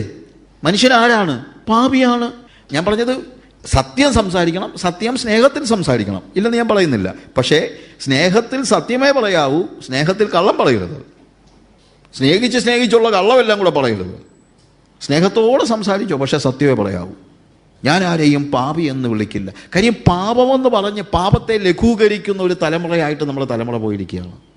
ഇന്ന് പാപത്തെക്കുറിച്ച് ആരും പ്രസംഗിക്കുന്നില്ല. സഭകളിൽ പാപത്തെക്കുറിച്ച് പ്രസംഗമില്ല, പുറം ലോകത്തൊട്ടുമില്ല. ഇന്ന് പാപമെന്ന് പറഞ്ഞൊരു കാര്യവും ഉള്ളതായിട്ട് നമുക്കറിയില്ലല്ലോ. ആരും ഒന്നും പറയുന്നില്ലല്ലോ. മദ്യപിച്ചാൽ കുഴപ്പമില്ലെന്ന് പറയുന്നവരല്ലേ ഇന്നത്തെ ആളുകൾ. ശനിയാഴ്ച നിനക്ക് ചില മദ്യപിക്കണം തോന്നിയാൽ പോയി അടിച്ച് വിറ്റായിക്കോ മക്കളെ, പക്ഷേ ഞായറാഴ്ച വന്ന് നന്നായിട്ട് ആരാധിച്ചോണമെന്ന് പറയുന്ന ആളുകളായിന്നുള്ളത്, ഇല്ലേ? വേറൊരുത്തിന് ഇയാളെ പറയുന്നത് കേട്ടു, മദ്യപിക്കരുതെന്നും പേസില്ല. പിന്നെ മദ്യപിച്ച് വീട്ടുകാർക്ക് പ്രശ്നം ഉണ്ടാക്കരുത്, അവർ പരാതി പറഞ്ഞാലേ ഉള്ളൂ പാപം, അല്ലെങ്കിൽ പാപമില്ല. അതായത് വീട്ടുകാർക്ക് പരാതി ഇല്ലാത്ത രീതിയിൽ വേണമെങ്കിൽ നീ മദ്യപിച്ചോ, അതിനൊന്നും ദൈവത്തിനെന്തോന്ന്. തലമുറകൾ മാറും തോറും പാപത്തെക്കുറിച്ച് സംസാരിക്കാത്ത ഒരു സമൂഹമായിട്ട് ക്രിസ്തീയതയുടെ പേരെടുത്തിരിക്കുന്ന ഈ ആട്ടിൻ തോലണിഞ്ഞ ചെന്നായ്ക്കൾ പാപത്തെ ലഘൂകരിച്ച് പ്രസംഗിക്കുമ്പോൾ അവരുടെ മേൽ വലിയ ന്യായവിധി വരുമെന്നുള്ളതിന് യാതൊരു സംശയവുമില്ല. സമൂഹത്തിലൊട്ടുമില്ല. പണ്ട് കാലത്ത് പലതും പാപമെന്ന് ചിന്തിച്ച ഒരു കാര്യവും ഇന്ന് പാപമല്ല. എൻ്റെ ചെറിയ ഐ വാസ് യങ്, അന്നത്തെ കാലത്തൊക്കെ ഈ എന്തെല്ലാം കാര്യങ്ങൾ പാപമായിട്ടാണ് ചിന്തിച്ചിരുന്നത്. പക്ഷേ ഇന്നിപ്പോൾ അതൊന്നുമില്ല. ഞാൻ മൊസാംബിക്കിൽ ഒരു പ്രാവശ്യം ഒരു ക്ലാസ് എടുത്ത്, ഞാൻ ഒരു ഉദാഹരണം പറയാം. പണ്ട് ഇന്ത്യയെക്കുറിച്ചൊക്കെ ഞാൻ ഏറ്റവും കൂടുതൽ സായിപ്പന്മാരോട് വഴക്കുണ്ടാക്കിയിട്ടുള്ളത്, ഇന്ത്യയെക്കുറിച്ച് ഒരൊറ്റ സായിപ്പ് കുറ്റം പറയാൻ ഞാൻ സമ്മതിക്കത്തില്ല. അവന്മാരെന്തെങ്കിലും ഇന്ത്യയെക്കുറിച്ച് എന്തെങ്കിലും പറഞ്ഞാൽ ഉടനെ ഞാൻ ചാടി വീഴും. അത് ഇപ്പോഴത്തെ സ്വഭാവമല്ല. പണ്ട് തൊട്ട് 86 ഞാൻ ലൂലോസിലുണ്ടായിരുന്ന സമയത്ത് സായിപ്പന്മാരോട് വഴക്കുണ്ടാക്കിയിട്ടുണ്ട്. ഇന്ത്യയെക്കുറിച്ച് എന്തെങ്കിലും കുറച്ച് പറയുന്നത് കേട്ട് കഴിഞ്ഞാൽ എനിക്ക് സഹിക്കത്തില്ല. എനിക്ക് അങ്ങനെ ഭയങ്കര ഇന്ത്യയോട് ഭയങ്കര സ്നേഹമാണ്. അപ്പം ഞാൻ മൊസാംബിക്കിൽ ഒരു പ്രാവശ്യം സ്നാനത്തെക്കുറിച്ച് ക്ലാസ് എടുത്തപ്പോൾ ഞാനിങ്ങനെ സ്നാനം എന്താണെന്ന് മനസ്സിലാക്കാനായിട്ട് ഞാനിങ്ങനെ പറഞ്ഞു, baptism is just like A marriage. വിവാഹം പോലെയാണ്. ഒരു പെൺകുട്ടി തീരുമാനമെടുക്കുകയാണ് ഒരു പുരുഷൻ്റെ കൂടെ ജീവിക്കാൻ. അതിന് ജീവിക്കണമെങ്കിൽ അതിൻ്റെ ഒരു പ്രീറിക്വിസിറ്റാണ് എന്ത്? വിവാഹം എന്ന് പറയുന്നത്. ഇതുപോലെ യേശുവുമായിട്ട് ജീവിക്കാൻ നിങ്ങൾ തീരുമാനമെടുത്താൽ അതിൻ്റെ നിങ്ങൾ പബ്ലിക്കായിട്ട് നിങ്ങൾ ജനങ്ങളോട് പറയുകയാണ്, I have decided to live with this man and he is my husband എന്ന് പെൺകുട്ടി പറയുകയാണ്. അത് കഴിഞ്ഞാലേ നിങ്ങൾ ഭാര്യാഭർത്താക്കന്മാരാകത്തുള്ളൂ. അപ്പോൾ ലോകം നിങ്ങളെ അംഗീകരിക്കും. Because you are saying that I have decided to live with this man. You are proclaiming it to the public. എന്നിട്ട് ഞാനിങ്ങനെ ചോദിച്ചു, സപ്പോസ് ഏതെങ്കിലും ഒരു പെണ്ണിനെ വിളിച്ചുകൊണ്ട് ഏതെങ്കിലും ഹോട്ടലിൽ ചെന്ന് നിങ്ങൾ മുറി എടുക്കാൻ പോയാൽ നിങ്ങൾക്ക് മുറി തരുമോ? യൂത്തിൻ്റെ ക്യാമ്പാ. പിന്നെ പിള്ളേർ പറഞ്ഞു ഇല്ല. ഞാൻ പറഞ്ഞു അതാ പറഞ്ഞത്, നിങ്ങൾ ബാപ്റ്റിസം അനിവാര്യമാണ്. കാരണം നിങ്ങൾ ലോകത്തോട് പ്രഖ്യാപിക്കുകയാണ് നിങ്ങൾ യേശുവിനോട് ചേർന്ന് ജീവിക്കുവാൻ തീരുമാനമെടുത്തെന്ന് ലോകത്തോട് പ്രഖ്യാപിക്കുകയാണ്. നിങ്ങൾ പെണ്ണിനെ വിളിച്ചുകൊണ്ട് ഹോട്ടലിൽ ചെന്നാൽ മുറി തരാത്തത് എന്തുകൊണ്ടാണ്? അവർ പറയുക, അത് സാറേ വെറുതെ ചെന്നാൽ തരത്തില്ല, പൈസ കൊടുത്താലേ തരത്തുള്ളൂ. അപ്പോൾ എൻ്റെ ഒരു ഫ്രണ്ട് അവിടെ ഒരു ലോയറുണ്ട്, ജെയ്മി ഷെബിറ്റ് എന്ന് പറഞ്ഞു. ഞാൻ ഇവിടെ വന്നിട്ടുണ്ട്, കുളിനൂരൊക്കെ വന്നിട്ടുണ്ട്. അപ്പോൾ ജെയ്മിയോട് ഞാൻ ചോദിച്ചു, ജെയ്മി നിൻ്റെ നാട്ടിലെ നിയമം ഇതാന്നോടാ? എനിക്ക് ഇച്ചിരി ദേഷ്യത്തിലാണ് ഞാൻ ചോദിച്ചത്. അവൻ ലോയറാ. കാണുന്ന പെണ്ണിനെ വിളിച്ചുകൊണ്ട് നിനക്ക് ഹോട്ടലിൽ പോകാൻ പറ്റുമോ? ഞാൻ പറഞ്ഞു that is our law. State doesn't want to interfere in your private affairs. You are free to live with anybody. നിനക്ക് വേണേ കെട്ടണം, വേണ്ടായി കെട്ടണ്ട. That is our law. ഞാൻ പറഞ്ഞു ഇന്ത്യയിൽ അങ്ങനെ നടക്കത്തില്ല. അതും പറഞ്ഞേച്ച് ഞാൻ ഇവിടെ വന്നപ്പോൾ പത്രത്തിൽ കിടക്കുന്നു ഇന്ത്യയിലും അങ്ങനെ ആയെന്ന്. എന്തൊരു ഗതികേടാന്ന് പറ. നമ്മളെ എന്തൊക്കെ ഇന്ത്യയെ ഡിഫെൻഡ് ചെയ്യാൻ പറഞ്ഞോ അതെല്ലാം ഇന്ത്യയിൽ ഇന്ന് നടക്കുന്ന സ്റ്റേജ്. ഗേ മാരേജും മറ്റും നമ്മൾ എത്ര ഇളത്തി വന്നിട്ട് അമേരിക്കയിലും ഓസ്ട്രേലിയയിലും ഒക്കെ ഞാൻ ചെന്ന് ഇന്ത്യയിൽ അങ്ങനെ നടക്കത്തില്ലെന്നൊക്കെ പറഞ്ഞിട്ടുണ്ട്. ഇപ്പോഴോ നമ്മൾ പറയുന്ന എല്ലാം തിരിച്ച്. കാര്യം പാപമെന്ന് പറഞ്ഞൊരു പരിപാടി ഇല്ല. പാപമെന്നൊരു പേര് തന്നെ ഇല്ല. ഇന്ന് ആകെപ്പാടെ ക്രൈമെന്ന് പറയുന്നുണ്ട്. അല്ലാതെ ക്രൈമെന്ന് പറഞ്ഞു കഴിഞ്ഞാൽ കുറ്റമുണ്ട്, പക്ഷെ പാപമെന്നൊരു ടെർമിനോളജി പോലും ഇല്ല ഇന്ന്. ശ്രദ്ധിച്ചിട്ടുണ്ടോ? പാപി എന്ന് പറഞ്ഞൊരു വാക്കൊന്നും നമ്മുടെ മലയാള ഭാഷയിൽ പോലും ഇന്നില്ല. കുറ്റവാളി എന്നൊക്കെ പറയുന്നതൊക്കെ ഉണ്ട്. അത് നിയമത്തിൻ്റെ മുമ്പിൽ വന്ന് തീരുമാനമെടുത്ത് കഴിയുമ്പോഴാണ് ഒരുത്തൻ കുറ്റവാളിയാകുന്നത്. പാപി എന്നുള്ള വാക്ക് പോലും ഒന്നുമില്ല. That is a big mistake. ഞാൻ ആലോചിച്ചിട്ടുണ്ട്, എൻ്റെയൊക്കെ ചെറിയ പ്രായത്തിൽ ഒരു പെണ്ണ് നടക്കുന്നതിൻ്റെ ഒരു 50 അടി പുറകെ ഒരു ചെറുക്കൻ നടന്നാൽ അയലോക്കത്തെ നായർ ചോദിക്കും, എന്തോടാ പെണ്ണിൻ്റെ പുറകെ നടക്കുന്നേ? ആ പെണ്ണിനെ ഇവൻ കണ്ടുപോലും കാണത്തില്ല. കാര്യം നമ്മുടെ സമൂഹം അങ്ങനെയുള്ള ചെറിയ പാളിച്ചകൾ പോലും അംഗീകരിക്കുമായിരുന്നില്ല. ഇന്നോ തിരുവനന്തപുരത്ത് മ്യൂസിയത്തിൻ്റെ മുമ്പിൽ നിങ്ങൾക്കറിയാമല്ലോ, ഇതൊക്കെ പത്രത്തിൽ വന്ന കാര്യങ്ങളാണ്. ഞാൻ ഇപ്പോൾ അങ്ങനെ പത്രമൊന്നും കാണുന്നില്ല, ഇവിടുത്തെ പത്രമൊന്നും കാണുന്നില്ല. കഴിഞ്ഞ 2 വർഷം മുമ്പ് കണ്ടാണെന്ന് തോന്നുന്നു, ഒരു ചെറുക്കനും പെണ്ണും കൂടെ പബ്ലിക്കായിട്ട് വേണ്ടാതിനം കാണിച്ചുകൊണ്ടിരുന്നപ്പോൾ ഒരു പോലീസുകാരൻ വന്നിട്ട് എണീറ്റ് പോടാന്ന് പറഞ്ഞപ്പോൾ ആ പോലീസുകാരനെതിരെ അവൻ കേസ് ഫയൽ ചെയ്തു, എൻ്റെ സ്വകാര്യതയിൽ ഇടപെട്ടെന്ന്. നമ്മുടെ സമൂഹം പാപമെന്ന് മനുഷ്യൻ അത് കംപ്ലീറ്റ് ആയിട്ട് കളയാനാണ്. അത് പിശാചിൻ്റെ വലിയൊരു തന്ത്രമാണ്, വലിയൊരു തന്ത്രമാണ്. പാപം എന്നുള്ളൊരു വാക്ക് പോലും നമ്മൾ ഇല്ലാതെ ആക്കുകയാണ്. അതിനെ അപ്രീഷിയേറ്റ് ചെയ്യുന്നതായ ഒരു സമൂഹം, അതിനെ അപ്രീഷിയേറ്റ് ചെയ്തൊരു സമൂഹം എത്ര കഷ്ടമാണ്. നിങ്ങൾക്കറിയാമല്ലോ, ഈ കഴിഞ്ഞിടെ വന്ന ഒരു 18 വയസ്സുള്ള ഒരു ചെറുക്കൻ 19 വയസ്സുള്ള ഒരു പെണ്ണുമായിട്ട് ഒരുമിച്ച് താമസിക്കാൻ തുടങ്ങി. 18 വയസ്സുള്ള, പത്രത്തിൽ വന്ന കാര്യമാണ്, 18 വയസ്സുള്ള ചെറുക്കൻ്റെ അപ്പൻ കോടതിയിൽ ചെന്ന് ഒരു ഹർജി കൊടുത്തു. എൻ്റെ മകന് 18 വയസ്സേ ആയിട്ടുള്ളൂ, അവന് പ്രായപൂർത്തിയായിട്ടില്ല, അവനൊരു പെണ്ണിൻ്റെ കൂടെ താമസിക്കുകയാണ്, 19 വയസ്സുള്ളൊരു കൊച്ച്. അവൻ പ്രായപൂർത്തിയാകുമ്പോൾ ഞാൻ ഈ പെൺകുട്ടിയെ തന്നെ അവന് വിവാഹം കഴിപ്പിച്ച് കൊടുത്തുകൊള്ളാം, അതുവരെ ഒരുമിച്ച് താമസിക്കാൻ അനുവദിക്കരുത്. എന്താണെന്നറിയാമോ കോടതിയുടെ വിധി? എന്ന് വിവാഹം കഴിക്കണമെന്ന് മാത്രമേ നിയമം അനുശാസിക്കുന്നുള്ളൂ. എന്നു മുതൽ കൂടെ താമസിക്കണമെന്നുള്ള പ്രായപരിധി നിയമത്തിലില്ലാത്തത് കൊണ്ട് കോടതിക്ക് ഇക്കാര്യത്തിൽ ഇടപെടാൻ കഴിയില്ല. കേരളത്തിൽ നടന്ന കാര്യമാണ് ഞാനീ പറയുന്നത്. ഈയിടെ ഞാൻ കേട്ടു, ഒരു സൊസൈറ്റിയിൽ അവർ ഭാര്യമാരെ വെച്ച് മാറി. ഒരു ഗ്രൂപ്പാണ്. അപ്പം ഭാര്യമാരെ അങ്ങോട്ടും ഇങ്ങോട്ടും വെച്ച് മാറി. ഒരു സ്ത്രീ പോലീസിൽ പരാതി കൊടുത്തു. ഈ ഒരു സമൂഹത്തിൽ, ഈ ഗ്രൂപ്പിൽ, ഒരു ക്ലബ്ബാണ്, ആ ക്ലബ്ബിൽ ഭാര്യമാരെ വെച്ച് മാറി എന്ന് പറഞ്ഞ് പോലീസിൽ പരാതി കൊടുത്തപ്പോൾ പോലീസ് പറഞ്ഞതെന്നറിയാമോ? നിങ്ങൾക്ക് പരാതി ഉണ്ടെങ്കിൽ നിങ്ങൾ പോകണ്ട, മ്യൂച്വലായിട്ട് അവർ തമ്മിൽ അങ്ങനെ തീരുമാനമെടുത്തിട്ടുണ്ടെങ്കിൽ പോലീസിന് ഇടപെടാൻ കഴിയില്ല. ഇതൊക്കെ ഈ കൊച്ചു കേരളത്തിൽ നടന്ന കാര്യങ്ങളാണ് ഞാനീ പറയുന്നത്.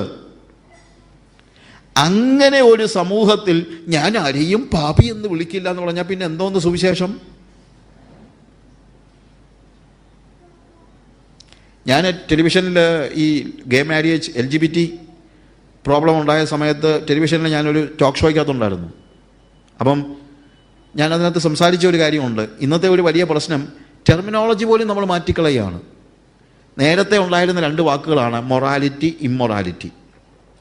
ഈ LGBT വന്നതിന് ശേഷം ആളുകൾ പറയുന്നതെന്നറിയാമോ? There is no word called morality or immorality. There is a word we have invented, amorality. Amorality, that means it depends upon you. You say whether it is moral or immoral. അങ്ങനൊരു വാക്കില്ല. ധാർമ്മികത എന്ന് പറഞ്ഞൊരു വാക്ക് ആവശ്യമില്ല. നമ്മുടെ സമൂഹം എങ്ങോട്ടാണ് പോകുന്നത്? ഇവിടെയാണ് സുവിശേഷത്തിൻ്റെ പ്രസക്തി. ഈ സമൂഹത്തിൽ മനുഷ്യൻ്റെ പാപത്തെ പുറത്ത് കാണിക്കുന്ന, മനുഷ്യൻ പാപിയാണെന്നുള്ള വേദപുസ്തക യാഥാർത്ഥ്യത്തെ വിളിച്ചു പറയുന്ന സുവിശേഷമാണ് നമുക്ക് ആവശ്യം. അല്ലാതെ ഞാൻ ആരെയും പാപിയെന്ന് വിളിക്കത്തില്ലെന്ന് പറയുന്ന സുവിശേഷമല്ല ഇവിടെ ആവശ്യം. അത് സുവിശേഷമല്ല. സുവിശേഷം മനുഷ്യൻ്റെ പാപത്തെ എക്സ്പോസ് ചെയ്യുന്നതാണ്. You are telling people that what you are doing is a sin and sin is punishable before God. നിയമത്തിൻ്റെ മുമ്പിൽ നിങ്ങൾക്ക് വേണമെങ്കിൽ രക്ഷപ്പെടാമായിരിക്കും. നിയമം മാറിക്കൊണ്ടിരിക്കുകയാണല്ലോ. പക്ഷേ ദൈവത്തിൻ്റെ മുമ്പിൽ നിങ്ങൾക്ക് രക്ഷപ്പെടാൻ കഴിയില്ല. കാരണം ലോകം പാപമെന്നുള്ള വാക്ക് എടുത്തു കളഞ്ഞാലും ദൈവത്തിൻ്റെ ഡിക്ഷണറിയിൽ നിന്ന് പാപമെന്നുള്ള വാക്ക് പോകത്തില്ല. അത് പ്രസംഗിക്കാൻ കഴിയുന്നതാണ് സഭയുടെ പാരമ്പര്യം. അല്ലാതെ ഇന്നത്തെ എല്ലാ വേണ്ടാധീനങ്ങൾക്കും കൂട്ടുനിൽക്കുന്നതല്ല സഭയുടെ പാരമ്പര്യം. സമൂഹത്തിൽ എല്ലാവരും പാപത്തിന് അനുകൂലമായി നിൽക്കുമ്പോഴും അവരുടെ മുഖത്ത് നോക്കി it is your sin that crucified Jesus എന്ന് വിളിച്ചു പറയാൻ കഴിയുന്നതാണ് യഥാർത്ഥ സുവിശേഷം. 36-ാമത്തെ വാക്യത്തിൽ നമ്മൾ കണ്ടതാകയാൽ നിങ്ങൾ ക്രൂശിച്ച ഈ യേശുവിനെ തന്നെ ദൈവം കർത്താവും ക്രിസ്തുവുമാക്കിയിരിക്കുന്നു, ആക്കി വെച്ചു എന്ന് ഇസ്രായേൽ ഗൃഹമൊക്കെയും നിശ്ചയമായി അറിഞ്ഞുകൊള്ളട്ടെ. അവരോട് പറയാണ്, you crucified Jesus and you thought you were the lords of Jesus. നിങ്ങൾ ചിന്തിച്ചു, ലോർഡ് നമ്മൾ ഉപയോഗിക്കുന്ന വാക്കിൻ്റെ ഒത്തിരി അർത്ഥങ്ങളുണ്ട്. ലോർഡ് എന്ന് പറയുമ്പോൾ വിധികർത്താവ് എന്നൊരു വാക്കാണ്. യേശുവിൻ്റെ ഭാവി എന്തായിരിക്കണമെന്ന് നിങ്ങൾ തീരുമാനിച്ചുവെന്ന് നിങ്ങൾ ചിന്തിച്ചു. 50 ദിവസം മുമ്പ് അവനെ ക്രൂശിക്ക എന്ന് നിങ്ങൾ നിലവിളിച്ചു. അപ്പോൾ അവൻ ക്രൂശിക്കപ്പെട്ടു. നിങ്ങൾ പറഞ്ഞു, യെസ്, ഞങ്ങൾ യേശുവിൻ്റെ ഭാവി ഞങ്ങളാ തീരുമാനിച്ചത്, യേശുവിൻ്റെ ഡെസ്റ്റിനി ഞങ്ങളാ തീരുമാനിച്ചത്, ഞങ്ങളായിരുന്നു യേശുവിൻ്റെ വിധികർത്താവ്. You understand? ഇതായിരുന്നു അവരുടെ ചിന്ത. അവരോട് പത്രോസ് പറയാണ്, നിങ്ങൾ 50 ദിവസം മുമ്പ് ചിന്തിച്ചു നിങ്ങളുടെ വിധി നിർണ്ണയിക്കുന്നത്, യേശുവിൻ്റെ വിധി നിർണ്ണയിക്കുന്നത് നിങ്ങളാണെന്ന്. എന്നാൽ ഇന്ന് ഇസ്രായേൽ ഗൃഹത്തോട് ഞാൻ വിളിച്ചു പറയുന്നു, ആ ക്രിസ്തുവിനെ ദൈവം നിങ്ങളുടെ വിധികർത്താവാക്കിയിരിക്കുന്നു. ഇന്ന് നിങ്ങളുടെ വിധി നിർണ്ണയിക്കുന്നത് ഈ യേശുവാണ്. This is gospel. ഭൂമിയിലുള്ള സകല മനുഷ്യരുടെയും വിധി നിർണയിക്കുന്നത് യേശുവാണ് എന്ന് പറയുന്നതാണ് സുവിശേഷം. ഒരു മനുഷ്യൻ്റെ ഡെസ്റ്റിനി തീരുമാനിക്കുന്നത് യേശുവാണ്. ഒരു മനുഷ്യൻ്റെ ഡെസ്റ്റിനി തീരുമാനിക്കുന്നത് അവൻ്റെ മതമല്ല. ഒരു മനുഷ്യൻ്റെ ഡെസ്റ്റിനി തീരുമാനിക്കുന്നത് അവൻ്റെ കറപുരണ്ട നീതിപ്രവൃത്തികളല്ല. ഒരു മനുഷ്യൻ്റെ ഡെസ്റ്റിനി തീരുമാനിക്കുന്നത് ഇറ്റ് ഈസ് ജീസസ്. യേശു തീരുമാനിക്കും നീ എവിടെ പോകണമെന്ന്. It is in his hands. യേശുവാണ് വിധികർത്താവ്. പണ്ടൊരു സന്യാസി, ഒരു സ്റ്റോറിയാ, ഒരു ഗ്രാമത്തിൽ ചെന്ന് എഴുന്നു കഴിഞ്ഞപ്പോൾ ഇദ്ദേഹത്തിൻ്റെ അടുത്ത് ആൾക്കാരെല്ലാം വന്ന് ഒത്തിരി ചോദ്യങ്ങളൊക്കെ ചോദിക്കും. ഭയങ്കര വയസ്സായിട്ട് ഇദ്ദേഹം ഉത്തരം പറയും. അപ്പോൾ 2 ചെറുപ്പക്കാർ കൂടി തീരുമാനിച്ചു, ഇയാളെ ഒന്ന് ട്രാപ്പിലാക്കണം, വി വിൽ ഫിക്സ് ഹിം. അതിന് ഇവർ കണ്ടുപിടിച്ചൊരു മാർഗ്ഗം എന്നറിയാമോ? ഒരു ചെറിയ കിളിയെ പിടിക്കുക. എന്നിട്ട് നമുക്കിത് കയ്യിൽ ഇങ്ങനെ പിടിച്ചിട്ട് അതിൻ്റെ വാല് പുറത്തോട്ട് കിടക്കണം. എന്നിട്ട് സന്യാസിയുടെ അടുത്ത് ചെന്നിട്ട് ചോദിക്കണം, ഗുരു, ഈ പക്ഷി ജീവനുള്ളതാണോ അതോ ചത്തതാണോ? ജീവനുള്ളതാണെന്ന് പറഞ്ഞാൽ ഒരു ഞെക്ക്, ഈ പക്ഷി ചത്തോളും. ഇനി ചത്തതാണെന്ന് പറഞ്ഞു കഴിഞ്ഞാൽ കൈ തുറന്നാൽ ഇത് പറന്നു പോയിക്കോളും. എന്ത് പറഞ്ഞാലും ഇയാളെ നമുക്ക് ഫിക്സ് ചെയ്യാൻ പറ്റും. ഈ നാട്ടുകാരെല്ലാം കൂടെ ഈ ഗുരുവിൻ്റെ അടുത്ത് പോയി ഇങ്ങനെ, അവർക്ക് അങ്ങോട്ട് സഹിക്കുന്നില്ല.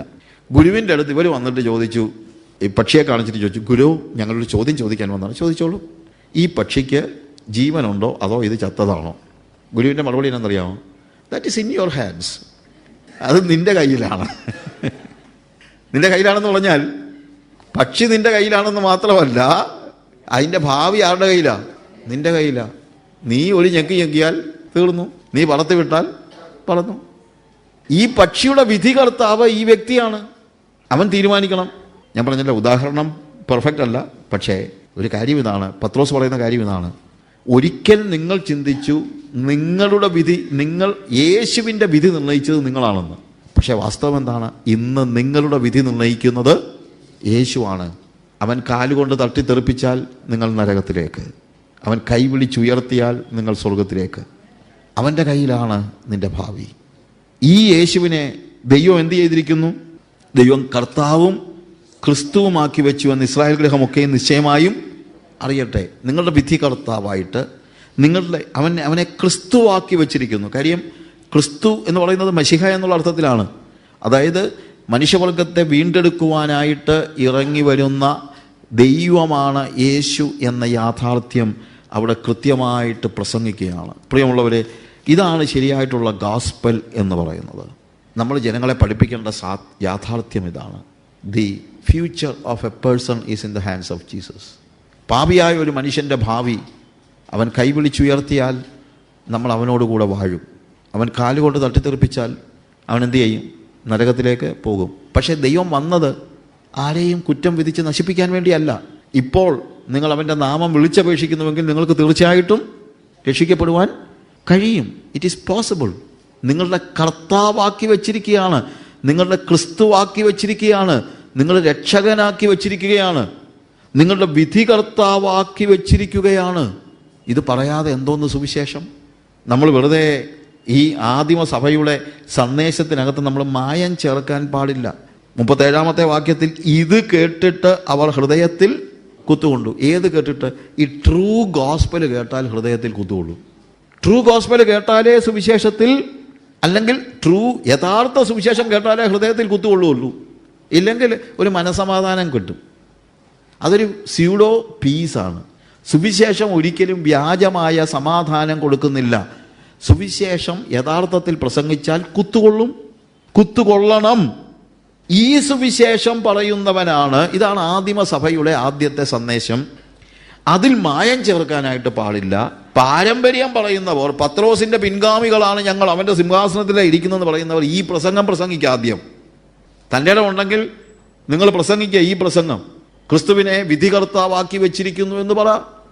അല്ലാത്ത ഒരാൾക്കും യേശു ക്രിസ്തുവുമായി അവൻ്റെ നാമം വിളിച്ചപേക്ഷിക്കുന്നവൻ ഒഴികെ വേറെ ആർക്കും രക്ഷയില്ല, വേറൊരുത്തനിലും രക്ഷയില്ല എന്ന് വിളിച്ചു പറ.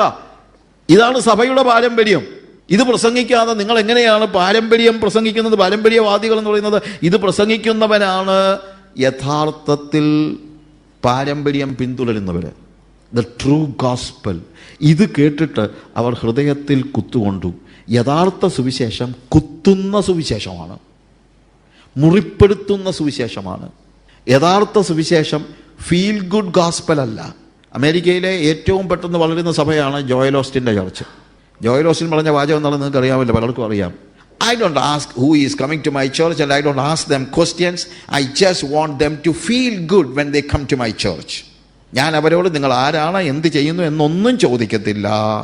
എൻ്റെ സഭയിൽ വരുന്നവർക്ക് അവർക്ക് നന്നായിട്ട് ഫീൽ ചെയ്യണം. They should feel good.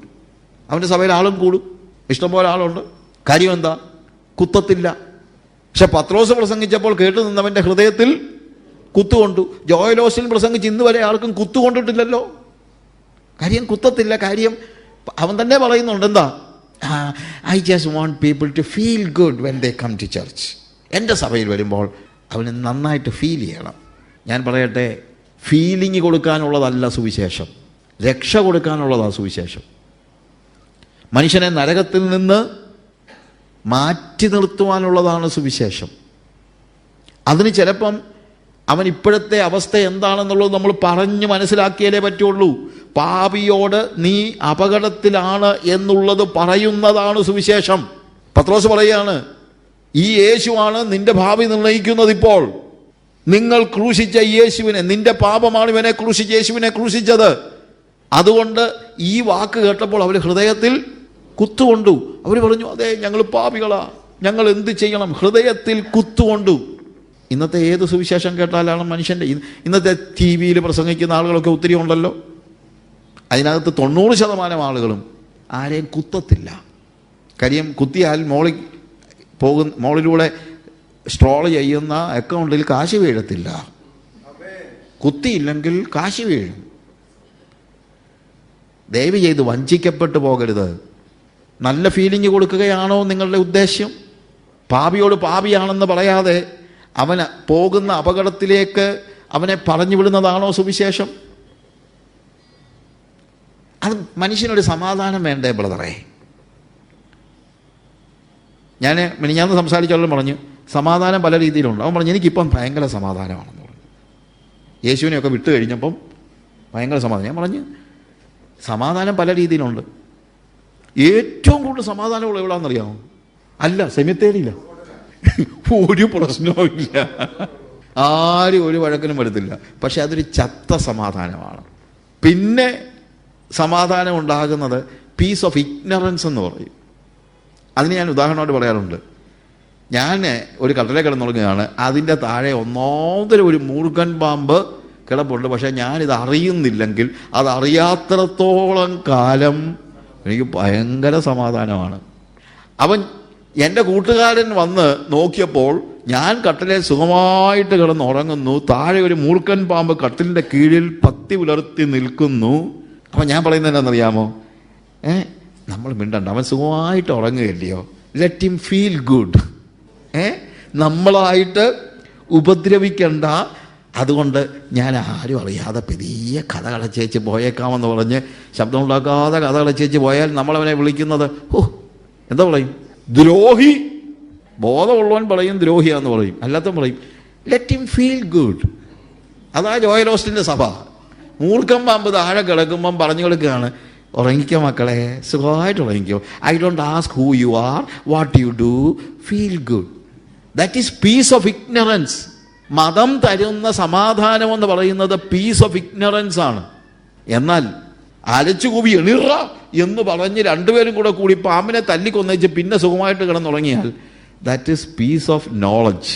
അപ്പോൾ വെറുതെ ഉറങ്ങാൻ കിടക്കുന്നതല്ല പ്രത്യുത. നീ പാപത്തിൻ്റെ അധീനതയിലാണെങ്കിൽ ആ പാപത്തിന് പരിഹാരം വരുത്തിയിട്ട് വേണം നീ കിടന്നുറങ്ങാൻ. അത് പറയണം, നീ പാപിയാണെന്നുള്ള കാര്യം പറയണം. സുവിശേഷം കുത്തുകൊള്ളിക്കുന്നതാണ്, പാപബോധമുണ്ടാക്കുന്നതാണ്. പാപബോധമുണ്ടാക്കാത്ത ഒരു സുവിശേഷവും യഥാർത്ഥ സുവിശേഷമല്ല.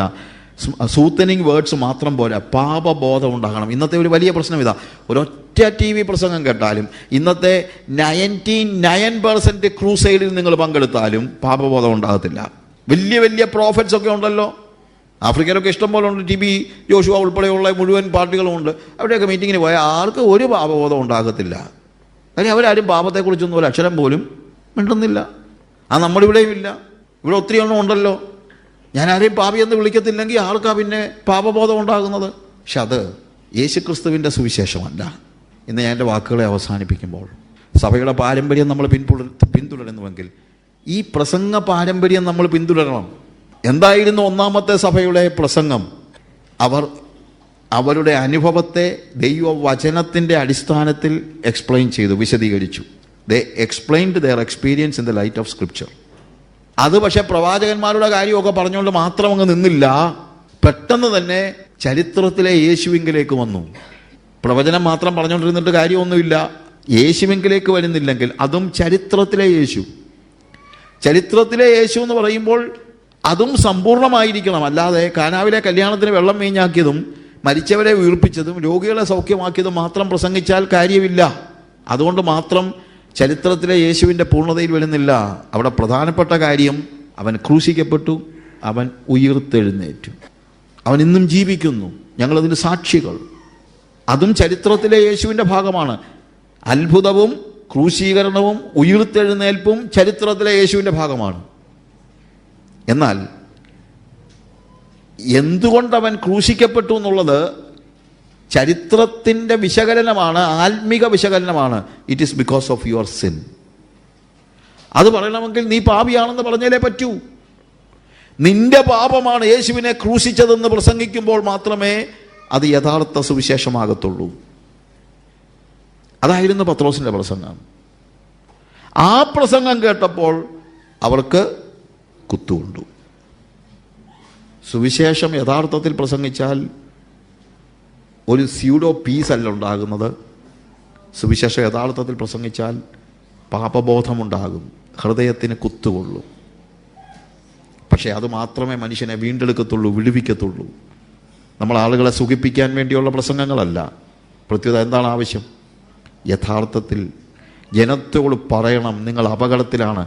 മുറുക്കം പാമ്പ് കിടക്കുന്നത് കണ്ടിട്ട് അവൻ സുഖമായിട്ട് ഉറങ്ങിക്കോട്ടെ, ഉപദ്രവിക്കരുതെന്ന് പറയുന്നത് ദ്രോഹമാണ്. ഞാൻ ആരെയും പാപിയെന്ന് വിളിക്കത്തില്ലെന്ന് പറയുന്നത് ദ്രോഹമാണ്. എന്തു വേണം?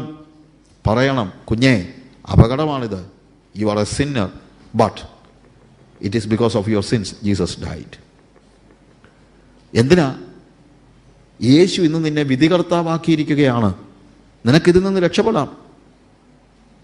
നീ കർത്താവിൻ്റെ നാമം വിളിച്ചപേക്ഷിച്ചാൽ നീ രക്ഷിക്കപ്പെടും. നിനക്ക് തിരിച്ചു വരാം, മടങ്ങി വരാം, മാനസാന്തരപ്പെടാം. കർത്താവ് നിൻ്റെ ജീവിതത്തെ റെസ്റ്റോർ ചെയ്യും. പക്ഷേ പാപിയാണെന്ന് അറിയാത്തവൻ എങ്ങനെ റെസ്റ്റോർ ചെയ്യപ്പെടുന്നത്? നമ്മുടെ സുവിശേഷ പ്രസംഗങ്ങളെല്ലാം നമ്മൾ മനസ്സിലാക്കണം. Preach Jesus.